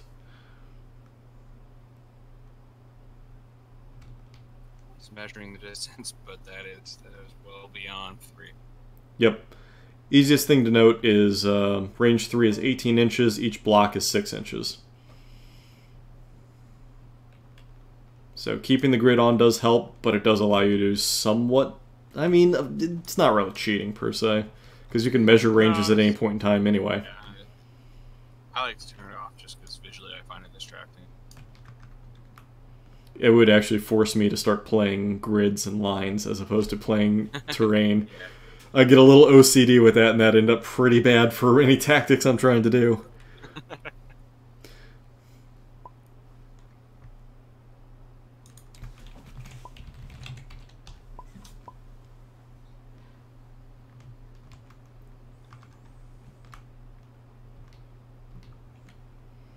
So they are allowed to ask us questions, and we can answer with simple answers. We cannot make rulings. So if they were to have a dispute over something, we would likely have to go and pull an admin.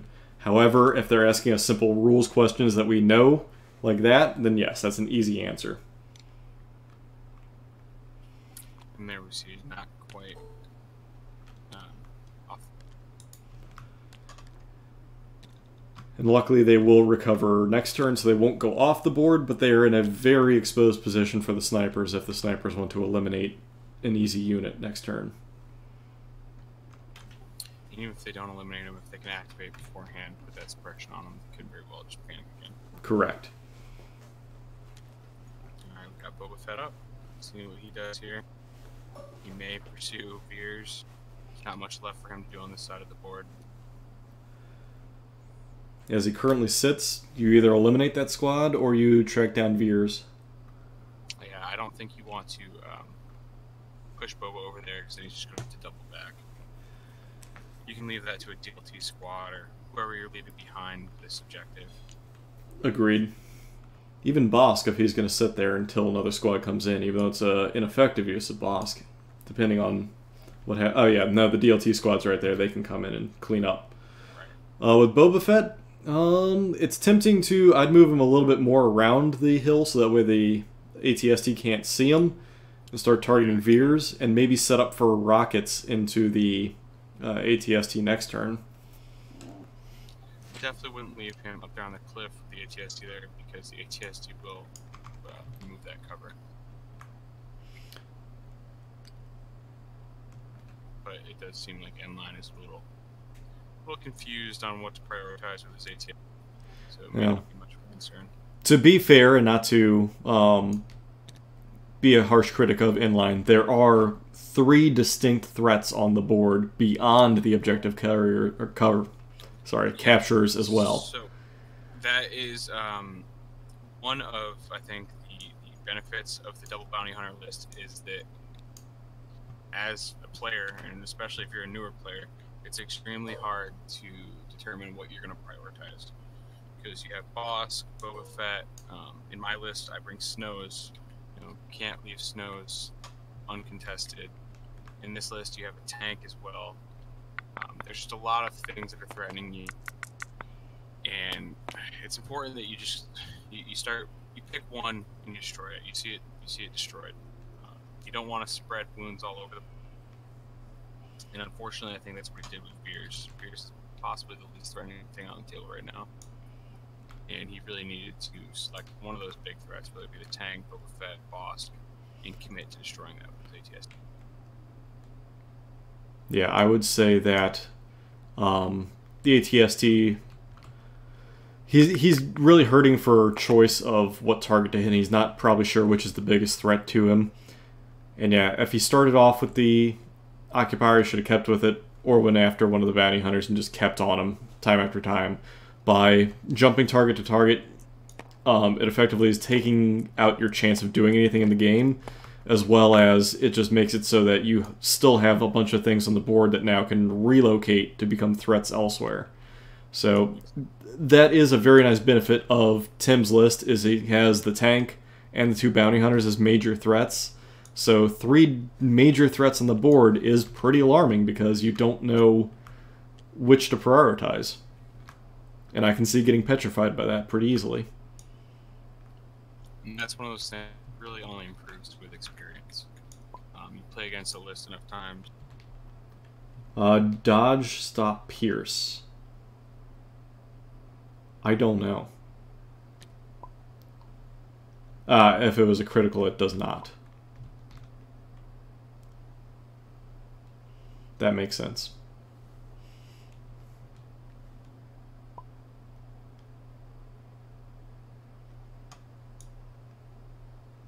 Alright, so the way that works is dodges are applied for pierce. However, critical hits cannot. Correct, just like cover. If you had a pierce weapon and they had cover, and the cover negated that hit, that pierce would not go through. Right.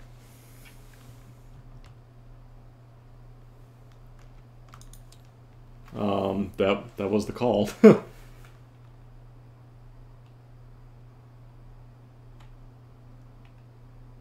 I'm gonna hop into their Okay. chat real quick. Yep, by all means, if you want to straighten them out real quick.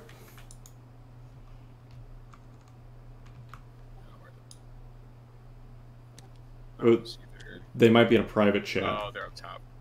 Okay. No? Where are they? I think they might be in a private conversation. That might have been the only way they can make it work. Oh.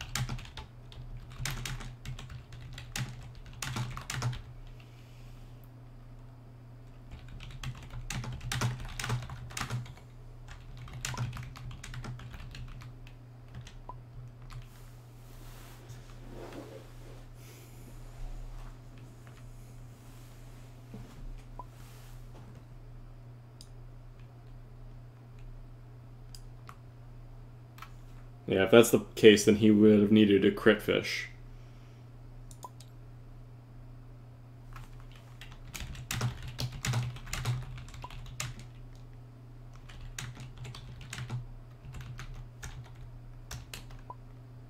So yeah, based on that, he would have needed to re-roll both anyway to look for crits. If he rolled a blank and a hit. He would have either needed 2 hits or a crit.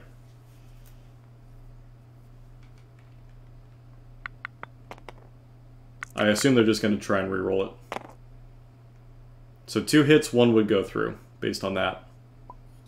Well, I think what the problem is Tim didn't mean to reroll both. He had accidentally rerolled both. He was trying to reroll just, and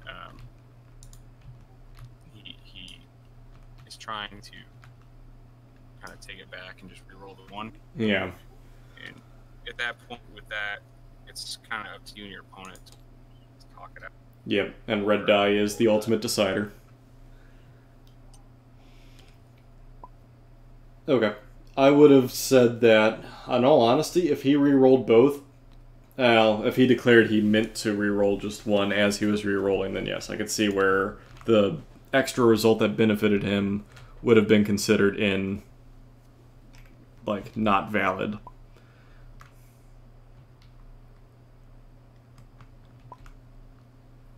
A bit of a confusing situation, but looks like they settled it and they're moving on. Yep.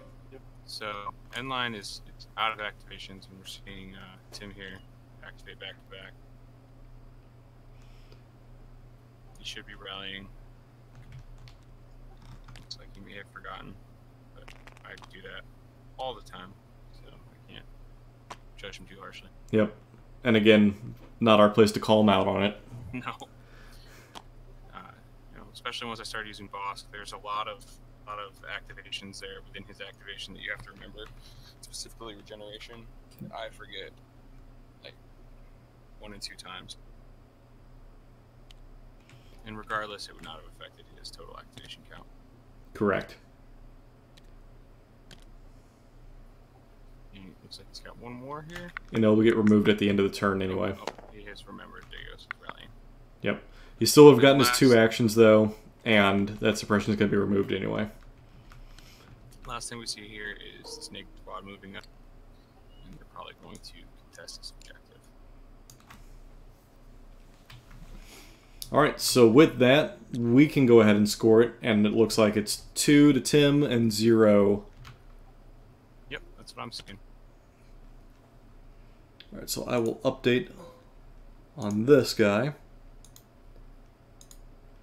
Instead of points killed, we'll just say points scored. To come back from this, because you do need bodies, you need numbers to really win transmission. Correct, and then currently it looks as though there's not enough out there. So you actually want to talk about your choice of missions and scenarios that you picked, because it was an interesting choice. Sure. So things that I cut are this. Intercept the transmission is very bad for double bounty hunters. I think it's actually the only really bad one. Because you have high scoring games, you have the potential of scoring 12 points if you were to cap everything. And what that does is it negates the advantage of bounties. A bounty is going to score you a single victory point. So you want things like key positions, breakthrough, low scoring scenarios where that bounty is going to be more valuable. Then I cut limited viz because that just negates snipers. That reduces the effectiveness of my 3 snipers, boss, my DLTs. It's not good. it's not good for my list at all. And then I cut disarray. And so disarray could actually be good for my list. I cut that as a personal preference because I've never played it in all my games. I have never played disarray, and so I'm very uncomfortable on it. Mm-hmm. It's probably one of the flaws in my game overall. Okay, I'm seeing a shot here. But beyond that, I think one of the best parts of Full Bounty is it's a very flexible list. And so you don't really care what comes up. If it's captured supplies, you have Boba Fett that can easily take that game. Breakthrough, you have Boba Fett that can sprint to an end zone. Key positions, I run 11 activations, so that makes it very easy to throw bodies on that center objective late in the game. And Vaporators is tough if you're red player, but with 3 snipers, it's easy to kill an activation there and kind of switch the game up. Yeah, you effectively make yourself the blue player. Right. So what was your decision to go with the different conditions that you did? Because I noticed that you didn't do clear conditions, you did rapid reinforcements instead. Is that to basically get a flamethrower troop close to enemies? Did I do rapid reinforcements in that game? Well, you didn't do it, but it was one of your options. Oh, I didn't do it. Honestly, I usually throw that one away. Okay. I don't really like to play rapid reinforcements. Just again, it's just not something I'm really comfortable with. I don't like the unknown and seeing where they could drop a unit late in the game or late in that first round. Yeah, it's just a variable that I'd rather rule out. But it's not the worst. Generally, if I do get it, I am going to pick a flame trooper. I'm going to put them somewhere out of line of sight but close to the enemy to make them threatened by it, to make them respond, react, even if they don't jump out. One thing that I've learned with snows, and it's taken me a long time to learn, is that you don't need to flame things. They are perfectly good at applying suppression with their little pop out and in move, and that is in fact with them as well. What I mean by that is if you have them out of line of sight, you take their speed 1 move, you move into the open to shoot something using steady, and then you return to out of line of sight again. Yep, basically forcing them to have to come to you in order to deal damage back. And at that point, you can flame. So I'm guessing they're scoring it themselves right now. We're seeing a little pause in the action here. Yep. They did correctly score it, though. I see 2 victory tokens played. So now it looks like they're getting their cards out. Here, I would expect to see either Rocket from Boba, from Tim. Now, Boba is a little close for a Rocket. Yeah, he'd have to backpedal for it. Or maybe something... Yep. No, but we do see it. Yep. Right. As for the maximum firepower, I'm not sure where he's going to put that as current location other than the tank. Yeah, he's definitely too close to Boba Fett. He could back up, hit these DLTs in the open. That honestly would not be a terrible choice. Or, you know, if he's decided he's going to commit to this tank again with the ATST, he can do that. I still believe his first move should have been the maximum firepower to eliminate those snipers. Absolutely. That was a missed opportunity. In fact, he could still do that. He would need to maneuver a bit, but he can. Correct. It's not too much. He just needs to step a little bit over here, and he has line of sight on both of them. He stands behind the ATST to the right of him. Well within his move. So I think spotters himself, the ATST steps aside and nukes. That's what I would do. Yep, that's likely a good call. Boba Fett's probably... There's no way he can get behind it. So we'll likely have to go back behind the heavy barricade. If not further than that.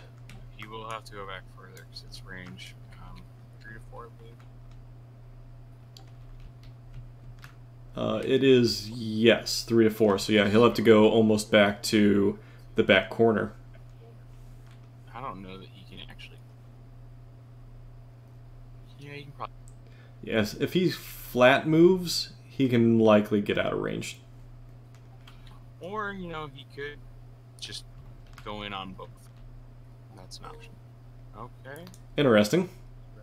He's going to shoot. So he's probably going to do... Okay, that's not bad. There's a crit through. Yep, and it's a pierce too, so... But Boba Fett still gets a save because of his armor. Correct. We'll see him throw 2 die. He needs to block both to negate that period.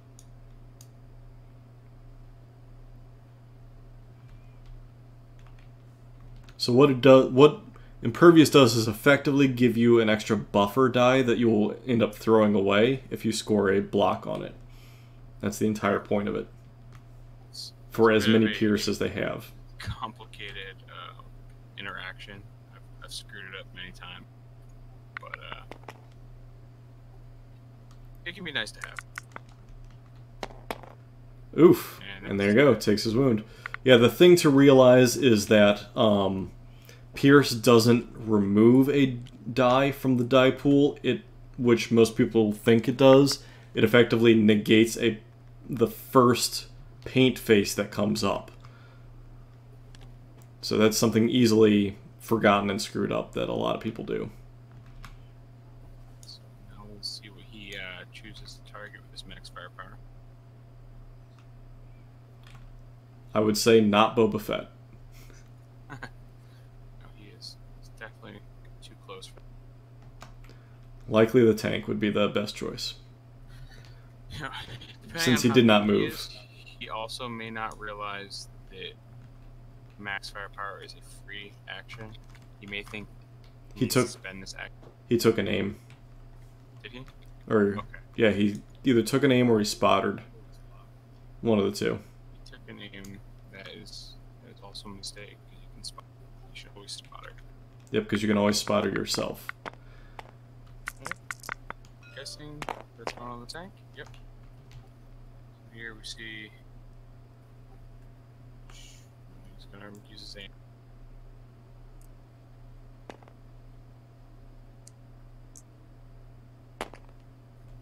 Alright, so we'll have 4 hits.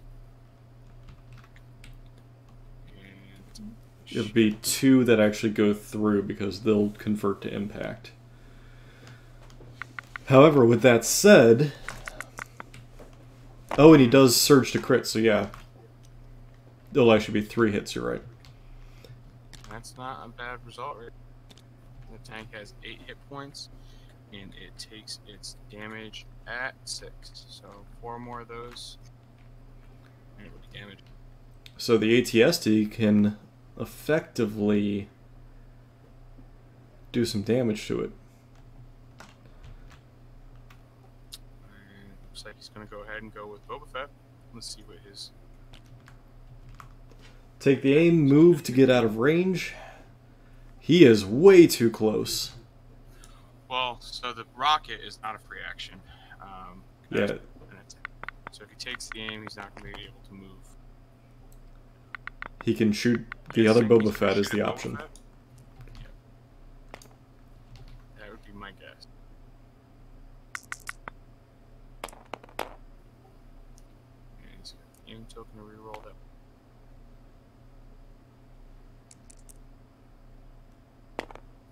He gets it. So if that was on Boba Fett, that would be 6 die roll.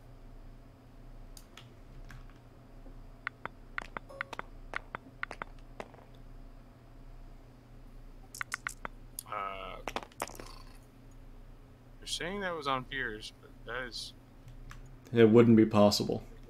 way too close.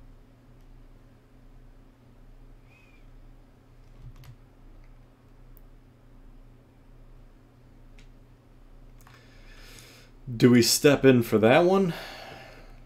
Or do we not? Again, we're not judges, so we really shouldn't. We haven't before, so I think... Yeah, there's been too many times where we let other things go, so... Killed it, and that gives him the bounty. Nah. I don't... Yeah, I'm not comfortable changing up their game, but let it be known.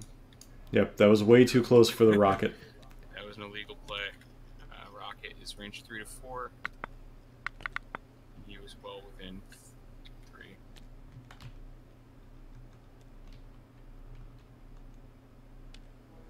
3. ATST activates, in all honesty, you can pivot and almost eliminate Boba Fett, or you can shoot at the occupier. Oh, man. Not having spotted, though, I would have spotted the ATST, pivoted it, grenaded Boba Fett, and then main gunned the occupier. Or the blue stormtroopers in the open. I think you want to combine your dice pool and go all in on Boba Fett here. He has the bounty. Yeah, because It means a lot. it'll be a tiebreaker if it comes to it.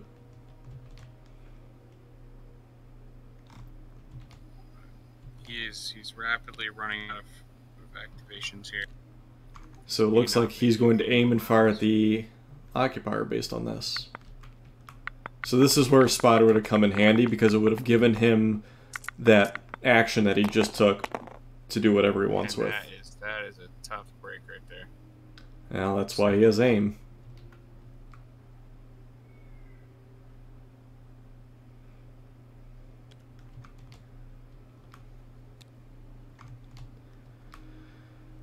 Reroll those die.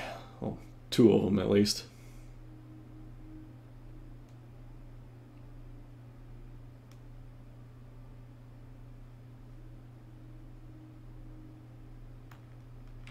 It is shocking that all those blacks and reds missed. Yeah, that is poor luck. Well, reroll the red, reroll the black. It's looking good. There's been a lot of rule mistakes that have happened. So 2 hits come in. There'll be 2 saves needed on the occupier.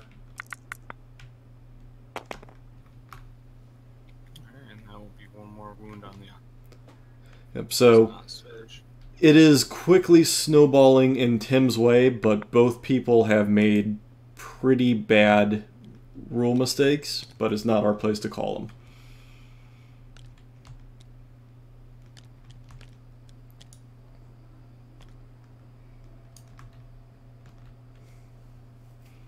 Yeah, I will recommend that they review this this game, go back, watch it. After any of my games that get streamed, that's always what I do. Put it on 2x speed. I zoom through it. I listen to the commentators, read the comments, see what people are thinking about my plays. It's a great way to learn from your games and grow. Agreed. Sadly, I didn't have too much to add to your gameplay. It was a lot of questions as to what your opponent was thinking. That was a tough game. It was a little bit of a skill mismatch, I will say that. Yeah. So, I guess we can ask the question to you that, were you cognizant of what you had to do to keep Sabine out of action the whole time? Because she can be a massive threat, and I saw you constantly having to target her. It was kind of funny. Starscream and I, we practiced a lot before Invader League. We played like half a dozen games against each other in the week or two leading up to Invader League. And we joked that neither of us had played against a Luke Sabine list yet, and that we were both worried about it because, you know, that's a scary list on paper. And we joked that was going to be the list that we run into in Invader League. And sure enough, that's what she came out with. And I was nervous before we got started. But unfortunately, it doesn't seem like she practiced with that list too much. So I didn't get a great feel for what that list is capable of. It does seem like Sabine can kind of be slowed down by boss and when she's limited to one activation or one action, it really takes away from what she's capable of. So 5 shots rang out from the Stormtroopers. All 5 hit Boba Fett in the open.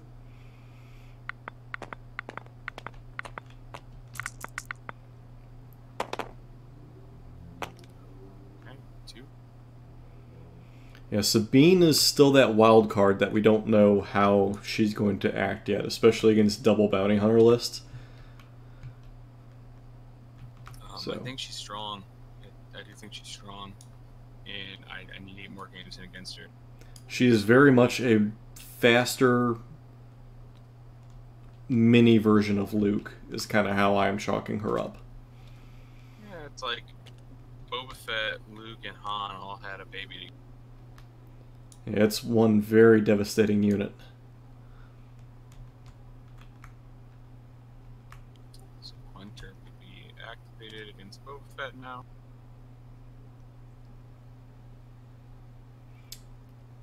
Speaking of that, I did not see if they took advantage of Hunter with regards to Veers earlier or not. I don't know that he had to. I think he rolled all 5. Gotcha. Boba Fett is activating. And he also has Hunter. So depending on who he targets, he will get a name token or not for free. At this point, I think I would bail out of the center and just go take out this naked squad. Yeah, up on the timer side of the board. Correct. Not that it's going to make much of a difference. I don't think NLine has enough activations left to make a game of this.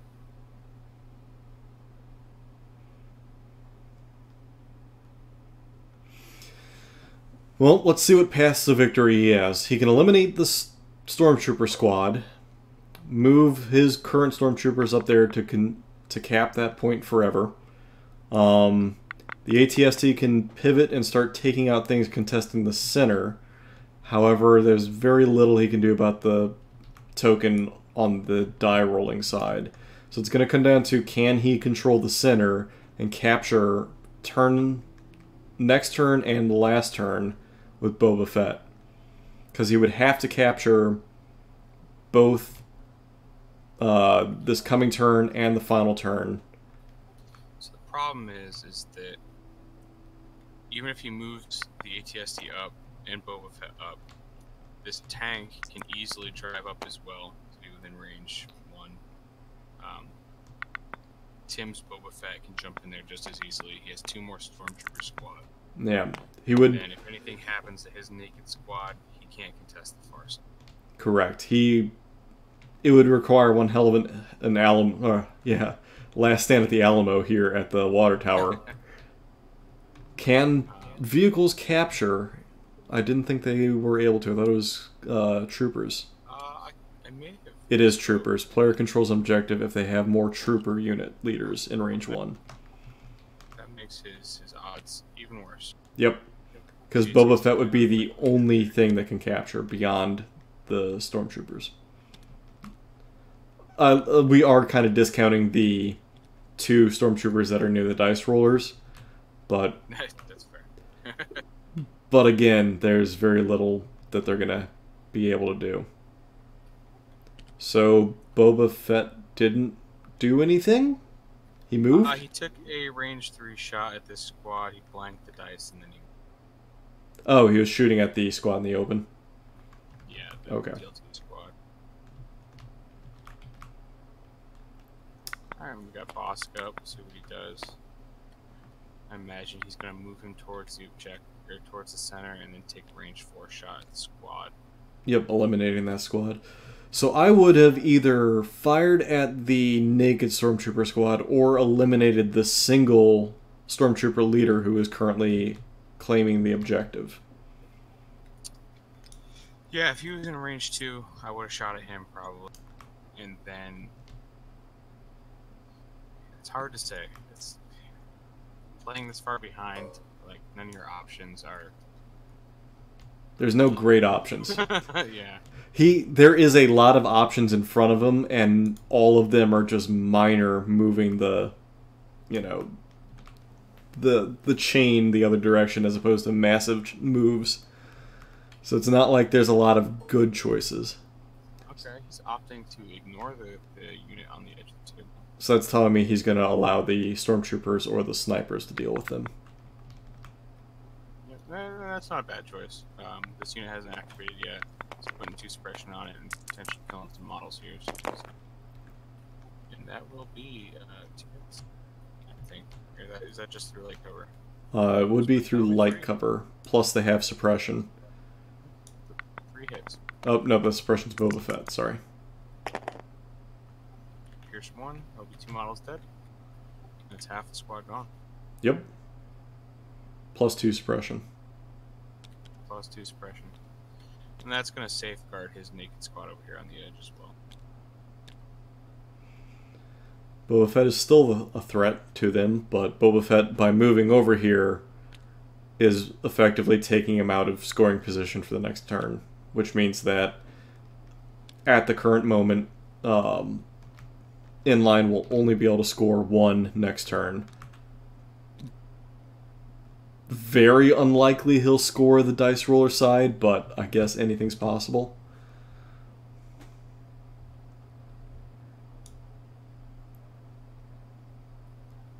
So the tank is still not activated. There's a good chance that it will have the opportunity to finish that. If that's what it chooses to do with it. From his current positioning, he can... Yeah, he can fire at them. It would likely be in the open too, because you can see 1 model fully. You need both. Okay, yeah, it's half round. Yep. Yep. So then they'd have hard cover, but in theory at this point they should be able to safely get in cover. Alright, we've got these guys activating. See what he decides to do with them. Well, it needs to roll their suppression first.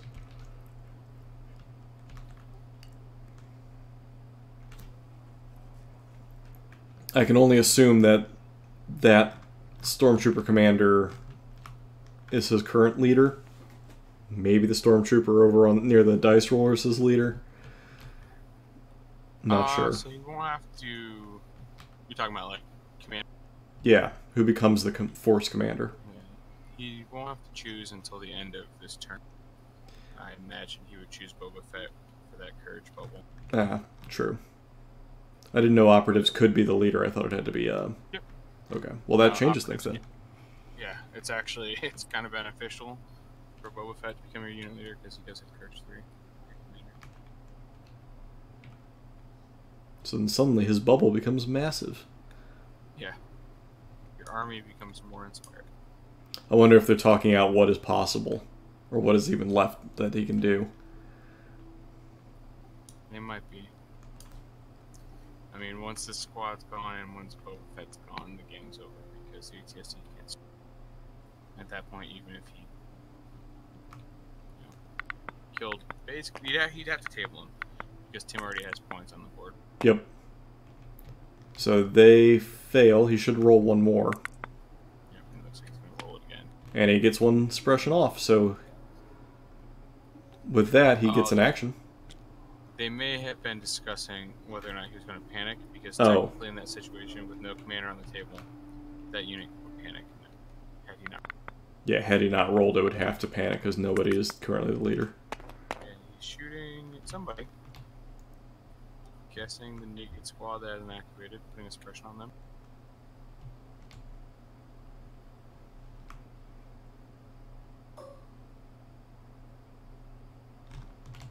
He's got 3 of them in the. Actually, I think he's got all 4 in the open.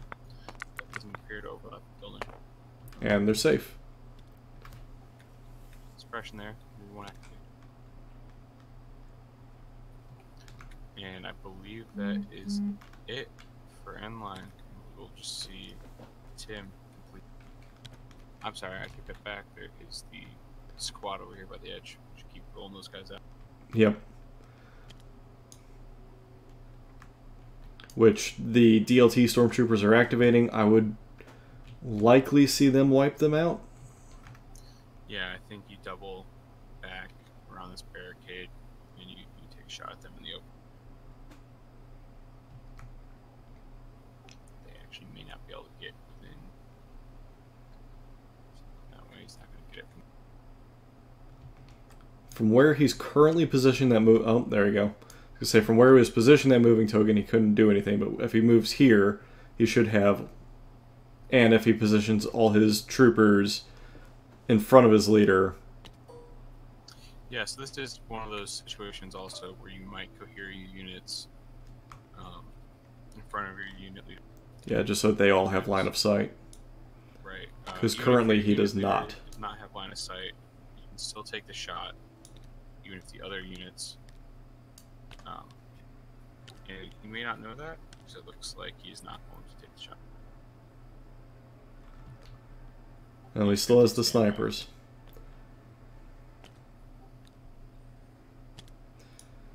Standby is such a finicky thing. I feel like it rarely, if ever, actually manages to go off. Yeah, no, I don't think it's a... It's a little too easy to mitigate. If they took away the if you get hit, it gets removed thing, I think it would be usable. For sure. The problem is snipers. The problem is that there's a lot of range 4 weapons and snipers that allow you to just...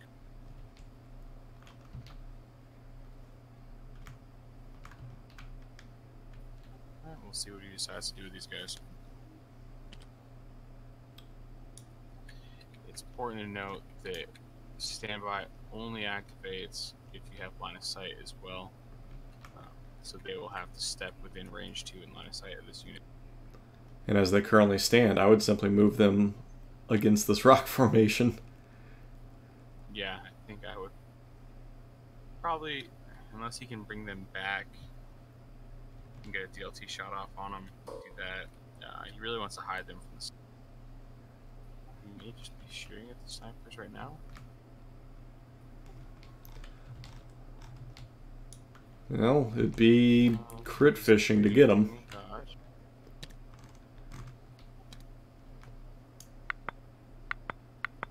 he's going to try to his rally.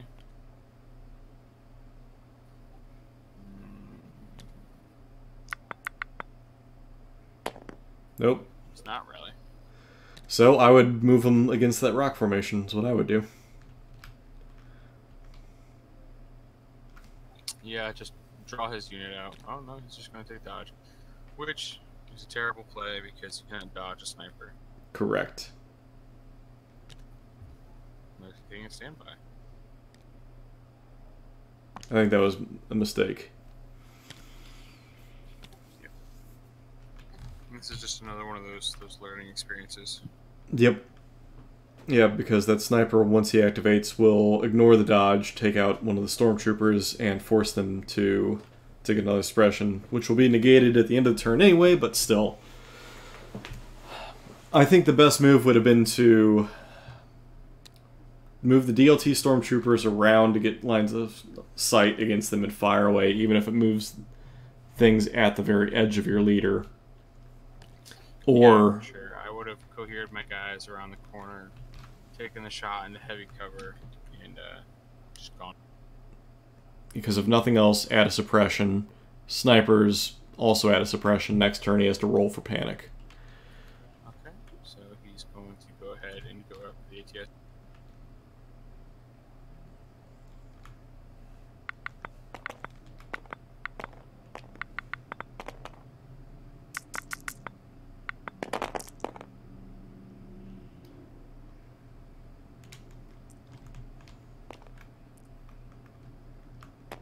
Bunch of hits.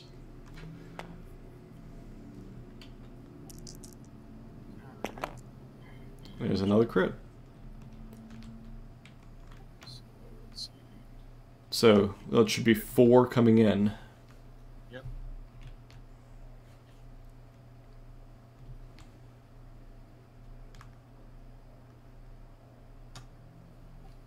Which will be just shy of damage.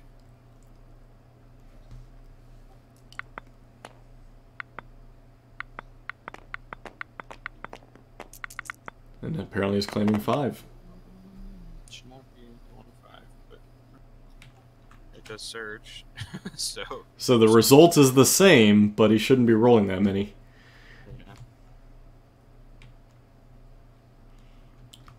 Yeah, I think taking that dodge on those stormtroopers was not a smart idea. I would have moved them right up against that heavy cover.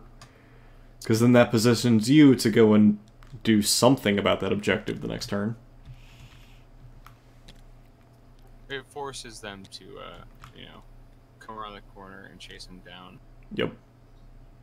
Which keeps them out of the fight in the middle longer. But all that's kind of semantics, because this game is pretty well over. Yeah, the writing is on the wall. There's the only path to victory left for Inline is more or less a lot of ungodly rolls. Yeah. Making every save and every hit. Alright, so next is Veers. See what he decides to do with him.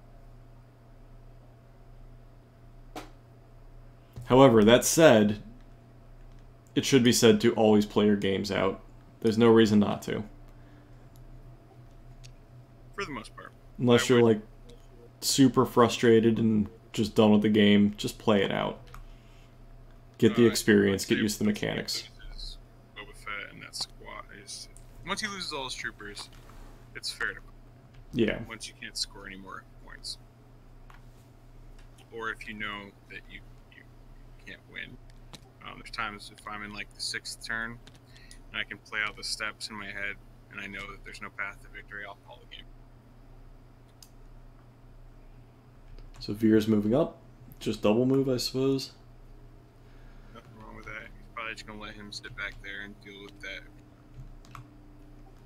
Alright, got the naked squad. See if they can put any more wounds on Boba or maybe polish off this other. Well, they're going to get a singular activation. So he's going to go for troopers. Heavy cover, but he will have line of sight on both of them because this forward coherent trooper here is kind of a happy.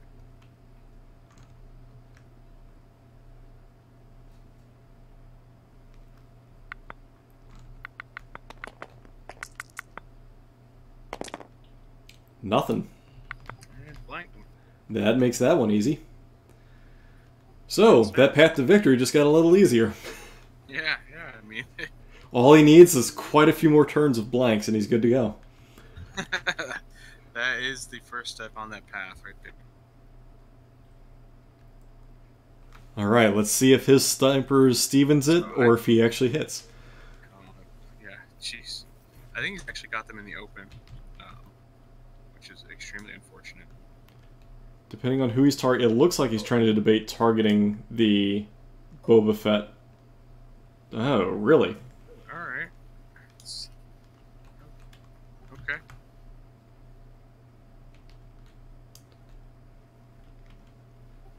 Boba Fett's a tough choice. Just because Impervious can kind of negate the effectiveness of your snipers. I would have gone after the stormtroopers closest to them. But that happens right there. Oh, would you look at that? Well, that's what he needed.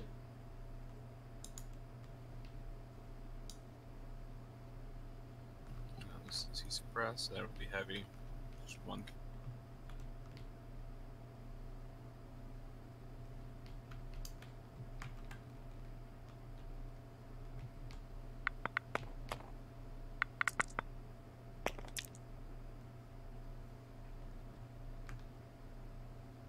Well, that's what the role needed to be, I suppose. He will take a wound. We'll pierce that. So that's, I believe, 3 on Boba Fett now. She needs to poke 2 more through, and that would be the end of Boba. He's got 1 squad left. Oh, right. This lone unit leader. He can pop a shot at Boba or the infantry. Boba is also currently primed. Oh. Did Boba have a token on him? Or bounty on him? I think No, they just said doubled on Veers. I can't scroll back up. Oh, he's gonna crit fish on the ATST. I like it. Daring move, but hey, why not? He's crit fishing on anything at this point. May as well be the ATST. Some days you get lucky. ATST does have the weaker save. Alright. We are moving into turn 4. I believe. Yes. So this is another scoring round. Depending on what the snipers next to the die rollers do, it pretty much is going to seal the fate of this game.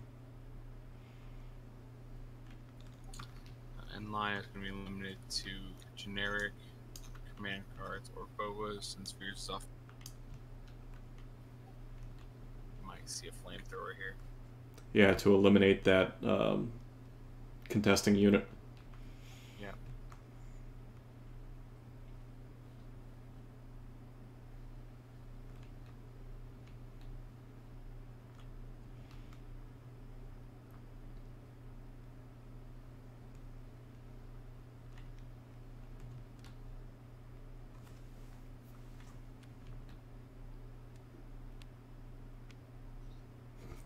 It looks like not what I would have expected. Whipcord and lying in wait. Okay. Lying in wait works. It's going to prime Bosk up. As to what he's going to use it against, I honestly have no idea. Unfortunately, the most he's going to get out of this is 4 info. Better than none, I suppose. This is like the fear of tabling your opponent, lying in wait. You just lose a lot of value, I guess. It's one of those you almost want to take it early enough, or burn it early enough, but not too early. There needs to be a sweet spot in using it. You don't want to use it too early because then obviously you're priming your target up, but you don't have a really good target. However, if you do it this late, yay, 3 aims. I don't mind lying in wait on usually turn 2 or 3. Yeah, yours was perfect because you primed him with 8, if I remember correctly. I think so, yeah. I like to open with max firepower, and then if a good target presents itself, I'll do lying in wait. You need their whole army sort of committed, because if it's just one target, you don't want them to just fall back or move out of line of sight of boss can waste. Yeah, you need a couple targets. So, whipcord means that he probably doesn't have the flamethrower in there, or he, again, just is still learning the ropes.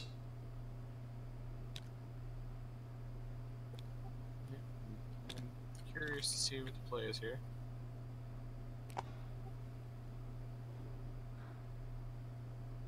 Yeah, I guess technically he can panic this unit because whipcord applies to suppression. But they're also going to be immobilized. So it's not like they'll run off the board. No.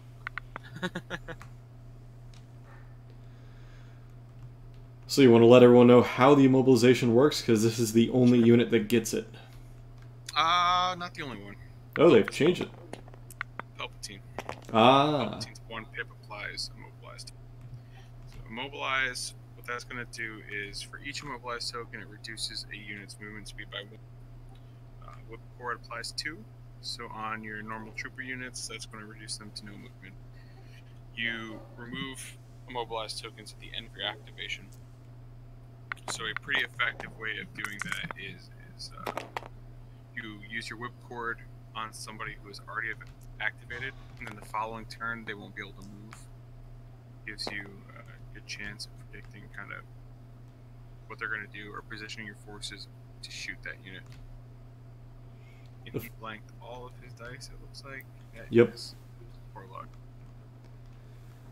So effectively, it's a perfect counter to Son of Skywalker. If you see Son of Skywalker being prepped by putting Luke in a certain position, it negates his ability to move, and thus he can't charge you and use his double attacks. Exactly. I'm a little confused as to why they removed the unit. Yeah, I don't know where a hit came across, let alone... They didn't roll for the suppression. The Stormtroopers will gain another 2 suppression, but it's not like they can do anything.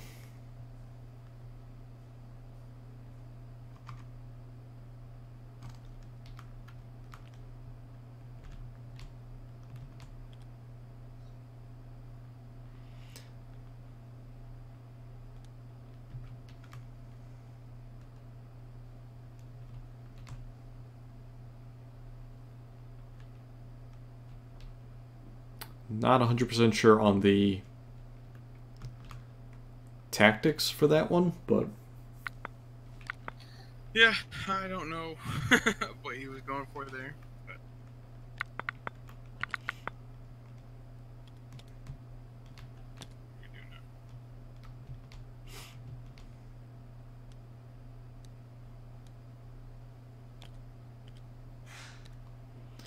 Well, if nothing else, those Stormtroopers likely will not get to activate. They'll just be a dead activation. That's true. Going with the easy choice. Yeah. He's gonna aim and attack. Do you go for the ATSD or do you go for the 2 guys? Again, you're crit fishing, so I guess you just wing it at the ATST and try to take it's at 7 wounds. 1 more will put it over the threshold. Looks like that's what he's doing. Close. Gonna use the aim, I hope. There we go. Nope. And nothing. But what do you expect? It's what you need regardless, so... Might as well. Alright, so he pulled the heavy command, so that means the ATST is activating. Again, well, having not used it last round the way that I wanted it to be used, I guess you still target... I don't know. It's going down in a heap this turn, is my guess. Jeez. Why you rotate? I guess he's gonna try and nuke Boba Fett.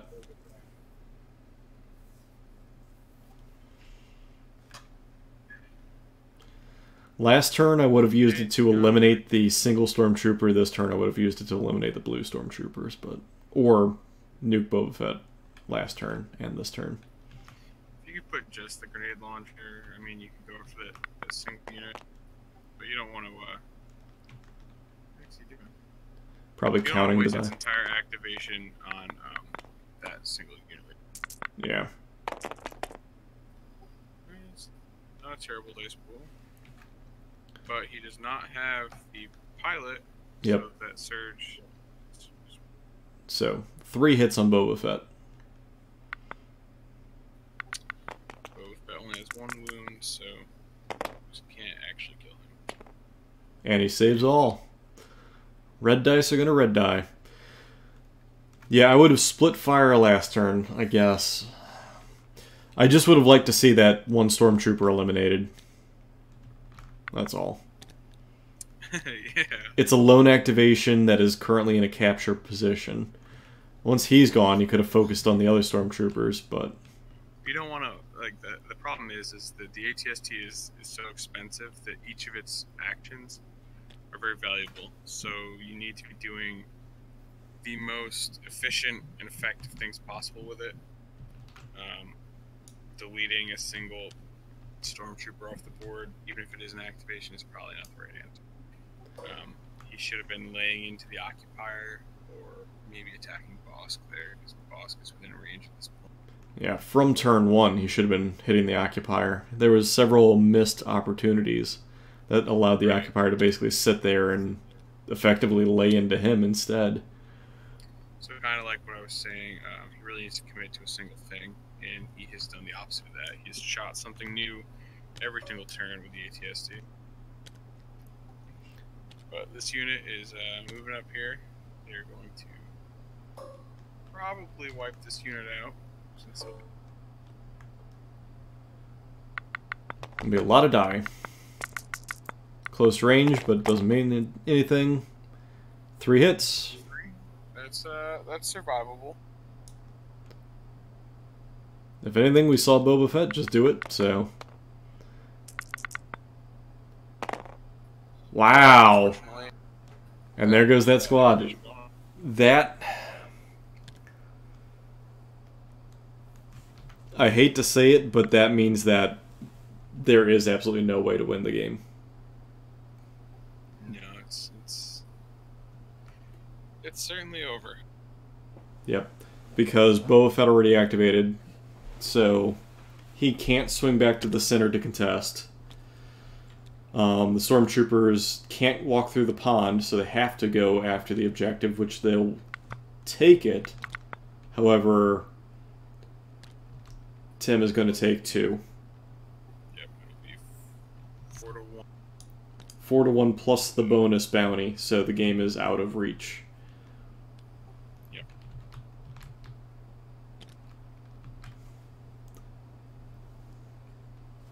These games are going a little slow. A lot of them seem to be going to time and not to turn, but understandable. Still early. A lot of new players still learning the mechanics. I know I will likely go to time simply because of the mechanics of the tabletop simulator.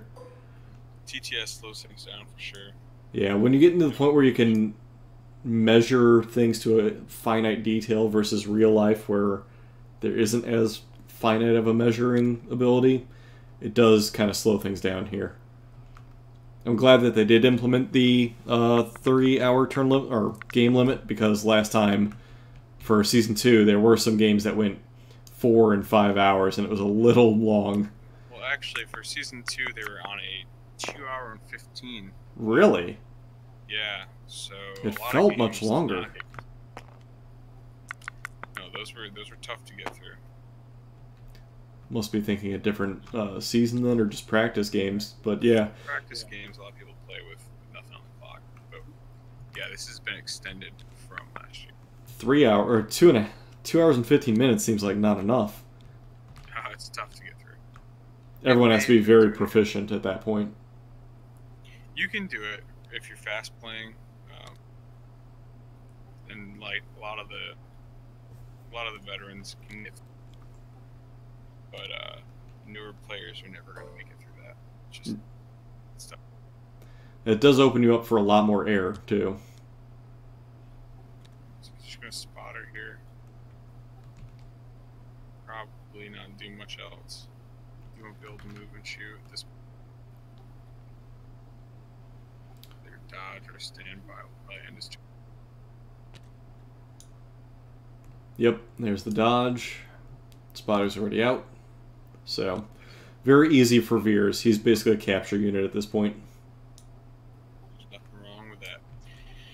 NLine's out of activation, so again, Tim will just be finishing off the turn.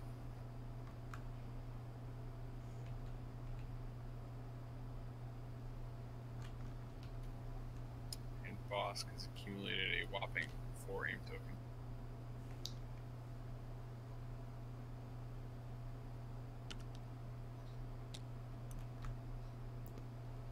Alright, so next is the snipers. I suppose their target is the stormtroopers? Because they is literally the only thing they can see. Yeah, well, you know, they could always shoot the ATST. Hey, why not?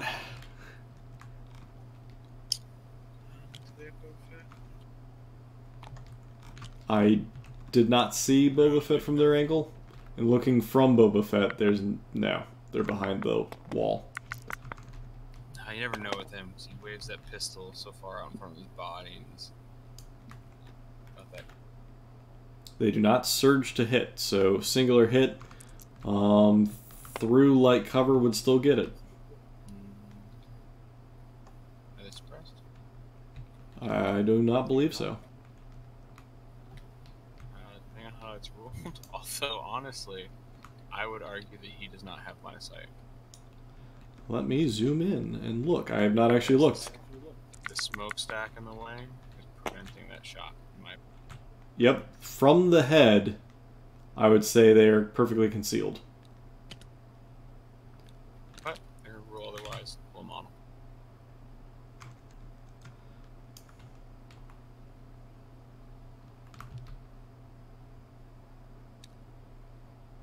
Which, had they ruled that they were not in line of sight, you could have easily just moved him and then fired without the aim. Yeah, that's what he would have had to have done. At that point, he may have moved just to shoot at Boba Fett. Correct. He would have had a shot had he gone to the edge opposite of the smokestack.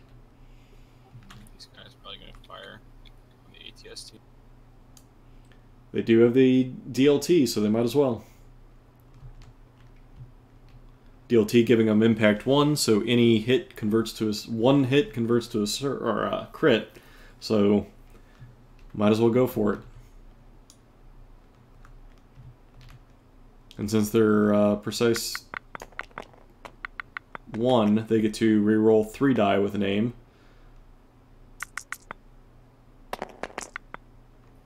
No, there's one. Oh, 2 crits actually.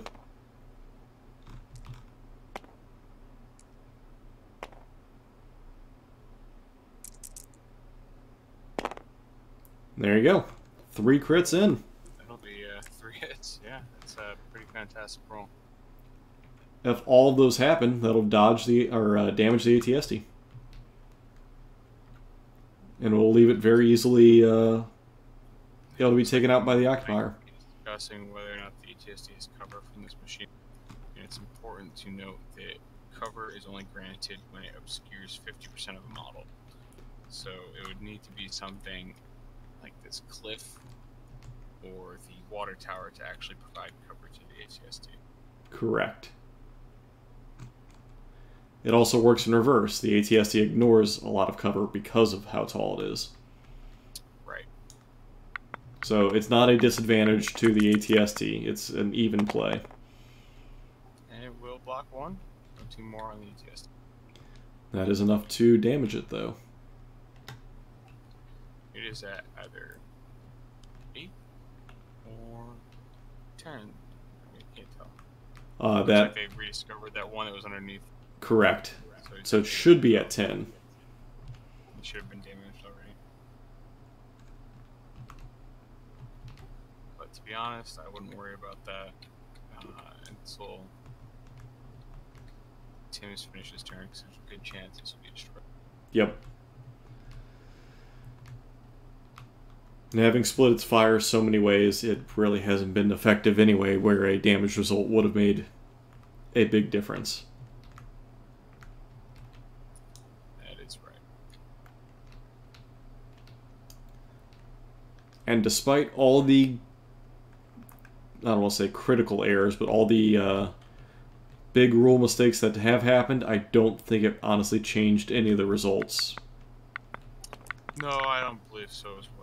I think NLine is probably a newer.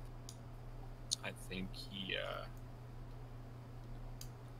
guessing he kind of threw this list together. You can tell there are some unnecessary upgrades in here that don't necessarily make sense.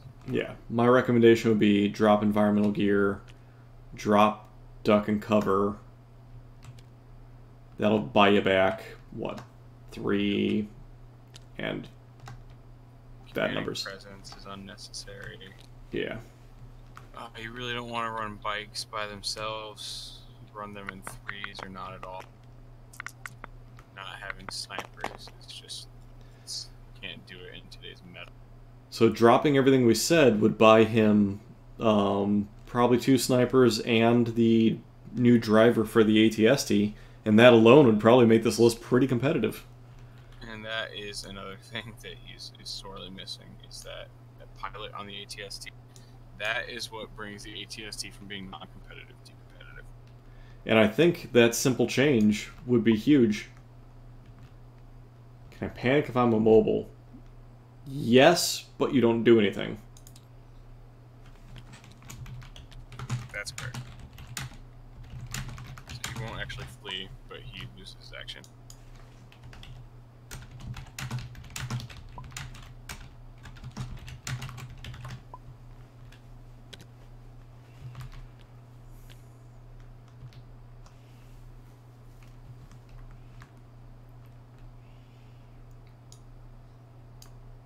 Alright, activating up next is the Occupier, likely going to eliminate the ATST at this point.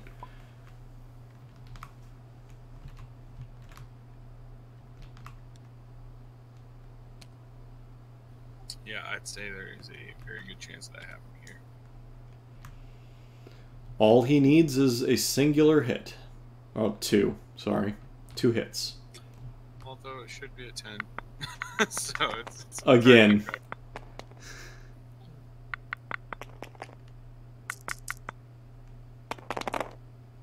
There's 2 crits. We'll easily have that, and then 2 more will convert. Yep. So 4 hits. He has his aim, so he may as well do it.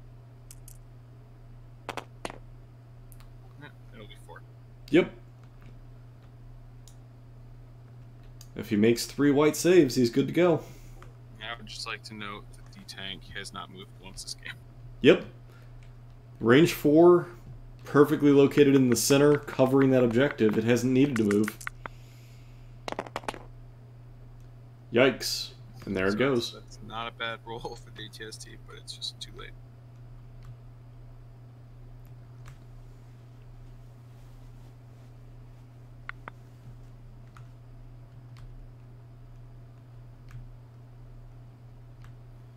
Now it's just a matter of Tim pushing the rest of his army towards Boba and wrapping this game up.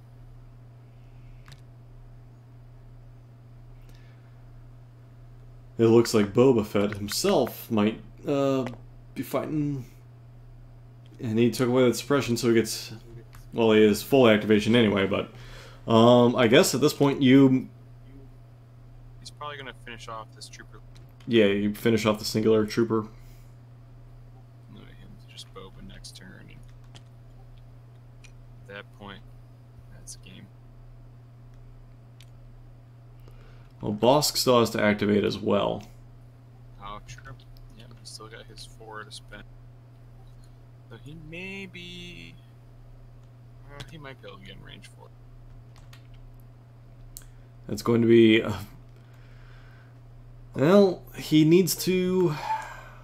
Actually, he may not have a path forward because of the stormtrooper. Yeah. That will likely be the problem.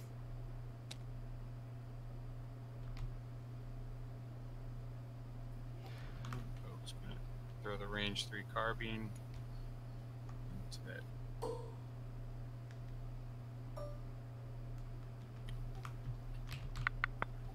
No cover. That'll do it. Yep, no point to roll. And all that's left is Boba Fett. Boba Fett 2-1. And I believe Tim just has Bosk left. Actually, does he? Bosk. Yep, because everything else is activated.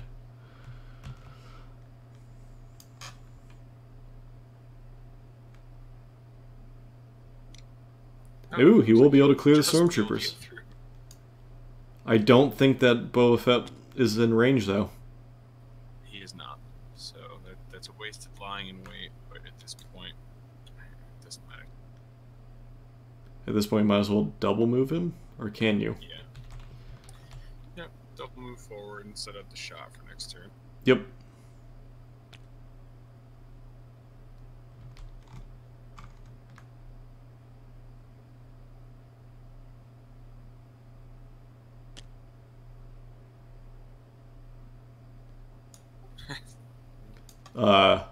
I was gonna say, is it he can't hit the button? There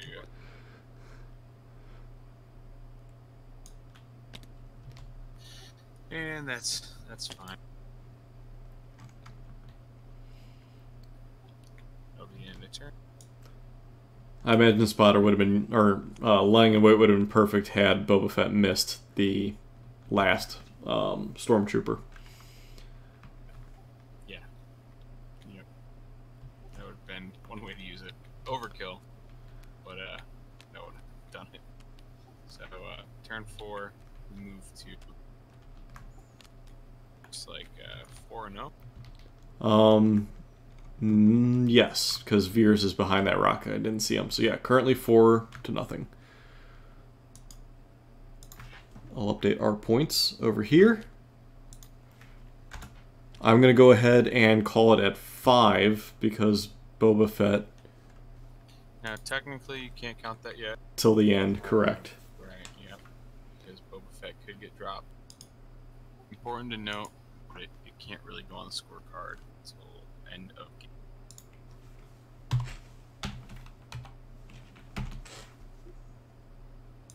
There we go. So we'll see what he decides to do now with Boba Fett. Maybe he's still sitting on that flamethrower.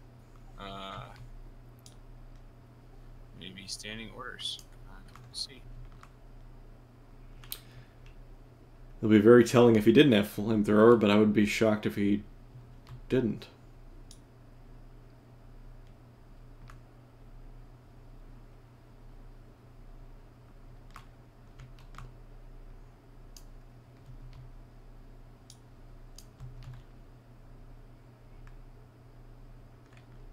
Looks like that might be talking it over.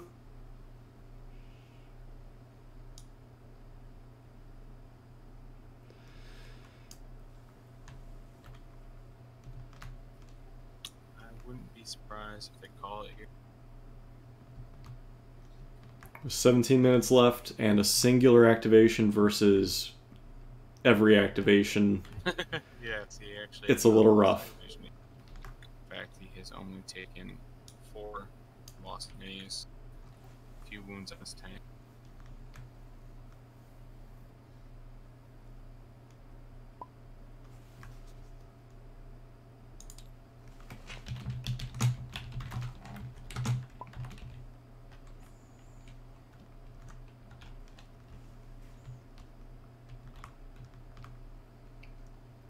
So at this point, it would actually not benefit to continue the game. There would be no additional things that Tim can achieve other than tabling for table's sake.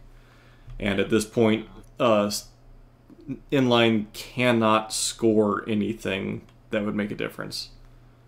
This game is all but. Now, if they want to play it out,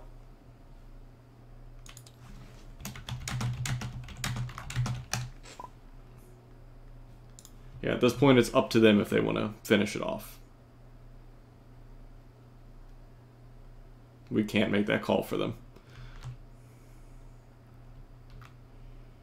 But yeah, as it sits right now, there is absolutely no possible way Inline can, even if every shot missed and he hit every shot, there's legitimately no way he can come back from a 4-point deficit. Yeah, no, this is... Alright, and it looks like they have decided to call it.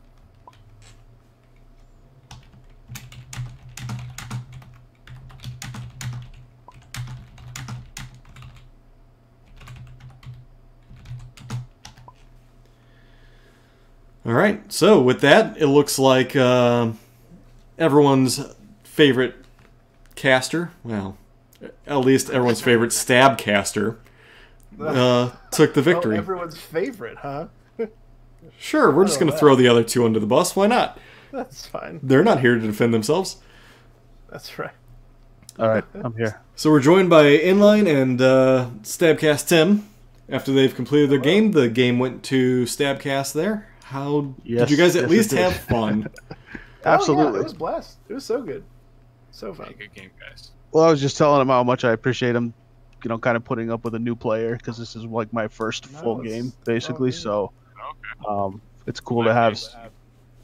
You did well for your first game. Yeah, we actually kind of pegged you as a first-time player based on. I can imagine. We mentioned a few times during it how the stream is probably like, what is this guy doing? Well, actually, we thank you, Brett.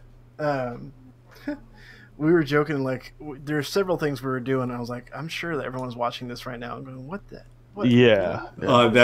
That we made several comments along the lines as to, you guys made quite a few errors and rules that we didn't correct anybody on because we're technically not judges, so we just kept it for posterity's sake. So if you guys want to go back and review the film, did we make? Because we might have mentioned them, to be fair. We were doing things and we're like, wow, we've messed that up horribly. Right. So I think the most glaring one was Tim. You actually killed Veers with an illegal rocket there. You were well within range 3, or range 2 rather. The rocket's range 3 to 4. The range band said it was 3. Sometimes you have to actually measure it. Yeah, when you It'll get to misread when you're on elevation. Oh Lord, you should have called me on that sucker then. How we can't? It's not our place. We're not judges. And then the ATST made a gigantic move 3 at the very beginning of the game. Yeah, that too. Oh yeah. Oh, did it make a 3? Oh, I will say, and I need to put this in the chat, in the not Discord, the TTS chat, that Bosk, it keeps telling me to move him range 3. Yeah, that's a known bug. Yeah, and I was like, what? No. Yeah, that's a known bug. There were other small little mistakes you guys made that I don't remember offhand. I think it was a lot of like suppression related things. Yeah. No, my big thing was first round I played Veers. I could activate 2 vehicles, and I didn't activate my speeder bikes thinking they were in range 3, and I wouldn't be able to do it. Commanding presence. But I had commanding presence, so I should have been able to activate them, and I didn't. Because range 4. We didn't even catch that. Well, yeah, we noticed it, but it was my mistake, so I just kind of ate it, at that point. I didn't realize he had his commanding presence, otherwise I would have told him, but I had no idea. So I'm willing to take that victory point off, because that's not fair. Like, I didn't know. Well, it so won't change the score. Score up to 3. Yeah. Okay. To answer your question. Make a huge difference. Yeah, so the way it works is you take the victory points the winner scored, you subtract the victory points the loser had, and then only up to 3 carry on into the scoreboard. And that said, despite all the things that we were tallying in terms of rule errors, I don't think a single one of them actually made a difference. Yeah. Okay. That's fair. Yeah, I'm excited to go back and watch it because, like I said, being new, it's just cool to have that recorded so I can go back and see it. No, and that's the greatest thing. We actually talked about being new players in this and how this is like the perfect way to learn. So, yeah, absolutely. That's what I told him. I said, man, I know more than I did when I started, so that's awesome. And that's all that really matters. In terms of your list, we were kind of going back and forth as to what we would do. If you just remove commanding presence, environmental gear, duck and cover, and the bikes, add in 2 snipers and the elite driver on the ATSD, suddenly that list becomes really scary. That elite driver, were y'all seeing those tank rolls? That's Yup. insane. That's Yeah. disgusting. It makes a big difference. Like When that's you have dice pools that large, surge Yeah. means a lot more. well, and that's why I went for the 3 white 1 red gun, because I knew I had that pilot, and so I know I'm rolling more chances for paint. So like, Yep. with an aim token especially, like I'll take it. Yeah. I like that gun. I like the pilot. I think the tank did work for you. Oh, the tank was nasty. It got scary after the first attack. Yeah. I was afraid of it. For you, NLine, I'll say, and when you go back and listen to the stream, you'll hear it. But with the ATST, you need to commit it to something. Yeah. You're kind of, I could tell that you didn't know what to shoot at because you kept Right. shooting at something different each turn. Right. But you really want to lay into one thing. Well, and we talked about it too after he'd already done it, when he finally pivoted to shoot Boba. I told him, I was clenching the whole time because I figured you were going to do that a long time ago. Right. And I realized, he said you should, he's like, I'm surprised you didn't do that last round. I said, I know I should have. That's why I was like, it's kind of too late at that point. But Yeah. And very early in the game, you could have wiped Bosk out turn Yes. 1. yeah. Yes, absolutely. And then that would have changed. Snipers up here as well. Yeah. Those should have been your max firepower target. Gotcha. But, I mean, simple little learning things that, like, over time, we talked about that during the cast as to, like, how to get better, how to learn, and it's by playing. There's no other way. Right. Yeah. And just do it on stream so everybody can watch you do it and point out all your That's right. mistakes. That's That's the right. best way to do it. Well, Yeah, and I again, mean, my this way you can go heartfelt back. apologies Honestly, it My hurts heartfelt the ego apologies. sometimes, but for that wrist rocket there. I didn't know that was a legal move. I apologize. not the wrist rocket, but the rocket. The backpack rocket. That's what I meant. Sorry, yeah, that's what I meant. Yeah, the Yeah. backpack. No, I mean, if it's I said saw that the it's at three that, pop. now you know, I though. was like, okay, we're good. Yeah. And that happened. It's funny because that happened on a couple other things, and we did the vertical look down, and we could see through it. But Mhm. I just didn't do it. Yeah, I'm Part of not it quite might have sure what been- it is, but sometimes it won't read it right. I know if you pull Yeah. your units to the side, sometimes it'll count them too. Right. Obviously, it wasn't doing there because Veers is single, but Yeah. yeah, I Well, think and it I has will say, something to too- do with it takes the diagonal for the distance, but the range bands are based on the flat. So Right. And I will say too, to my defense there, it was also when Veers was underneath that scaffolding, and so it was hard to get a good vertical look down there. yeah, that could have screwed it up too. Yeah. we'll just say you cheated, and then That's fine. and then just make sure that you say that every single time in your podcast. Yes, that's right. Really There you go. That's right. Oh, I guarantee you we'll bring it up next time. You are now known as Cheater Tim. The guys will let me know that. Oh, you mean the game you won, the one where you cheated? That's right. Again, don't think it would have made any difference though, because you either I would have backpedaled a little bit or just ran at him and hit him with, I don't know, whatever flamethrower or whatever your choice is. Now, Tim, I'm a little curious. Were you Yes. planning on taking Bosk into melee? Because you were very aggressive with him. Initially, yes, and then he just didn't get hurt. So I was like, all right, I guess we're going to do the range thing. That's Okay. why I have tenacity on him. Yeah, that's what I saw, and I saw how you were pushing him forward, and I was like, Well, I wonder and I if was he's also- going I for was- a really aggressive. Yeah, and I was also trying to run for this big rock in the middle there, so I could hide from the scary ATST. That's fair. Yeah. That's Yeah, fair. scary ATST ignores a lot of terrain. Yes. Now, yes, it does. what command cards did you go with? I did all of Boba's olive Bosks. Minus the grenade or the No, it was minus I think because you it's brought max firepower, so it's either Yeah. Oh yeah, I have the grenade, so I didn't bring whipcord. Sorry, that's what I cut. Okay. It was whipcord. Yeah. all right, yeah. That's kind of what I figured. I thought that maybe if those troopers had survived, you're gonna mine them the next Yeah. turn. If it came to melee, I figured I was gonna send Bosk in anyway, so I was like, whipcord is fine. I don't care to lose it. Yeah, I wanted to see that play out. It's too- All right, well, I'm going to go ahead and cut the stream. So thank you, everybody, for coming out. Congrats to our winner, and thank you for coming out to Inline, and congrats on getting your first game under your belt. Hey, thanks, guys.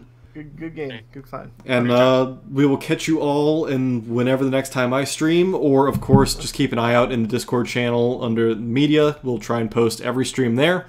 And thanks for coming out. We'll catch you guys next time. Thank you all for casting. Appreciate it. Yeah, thank you. Thank you guys.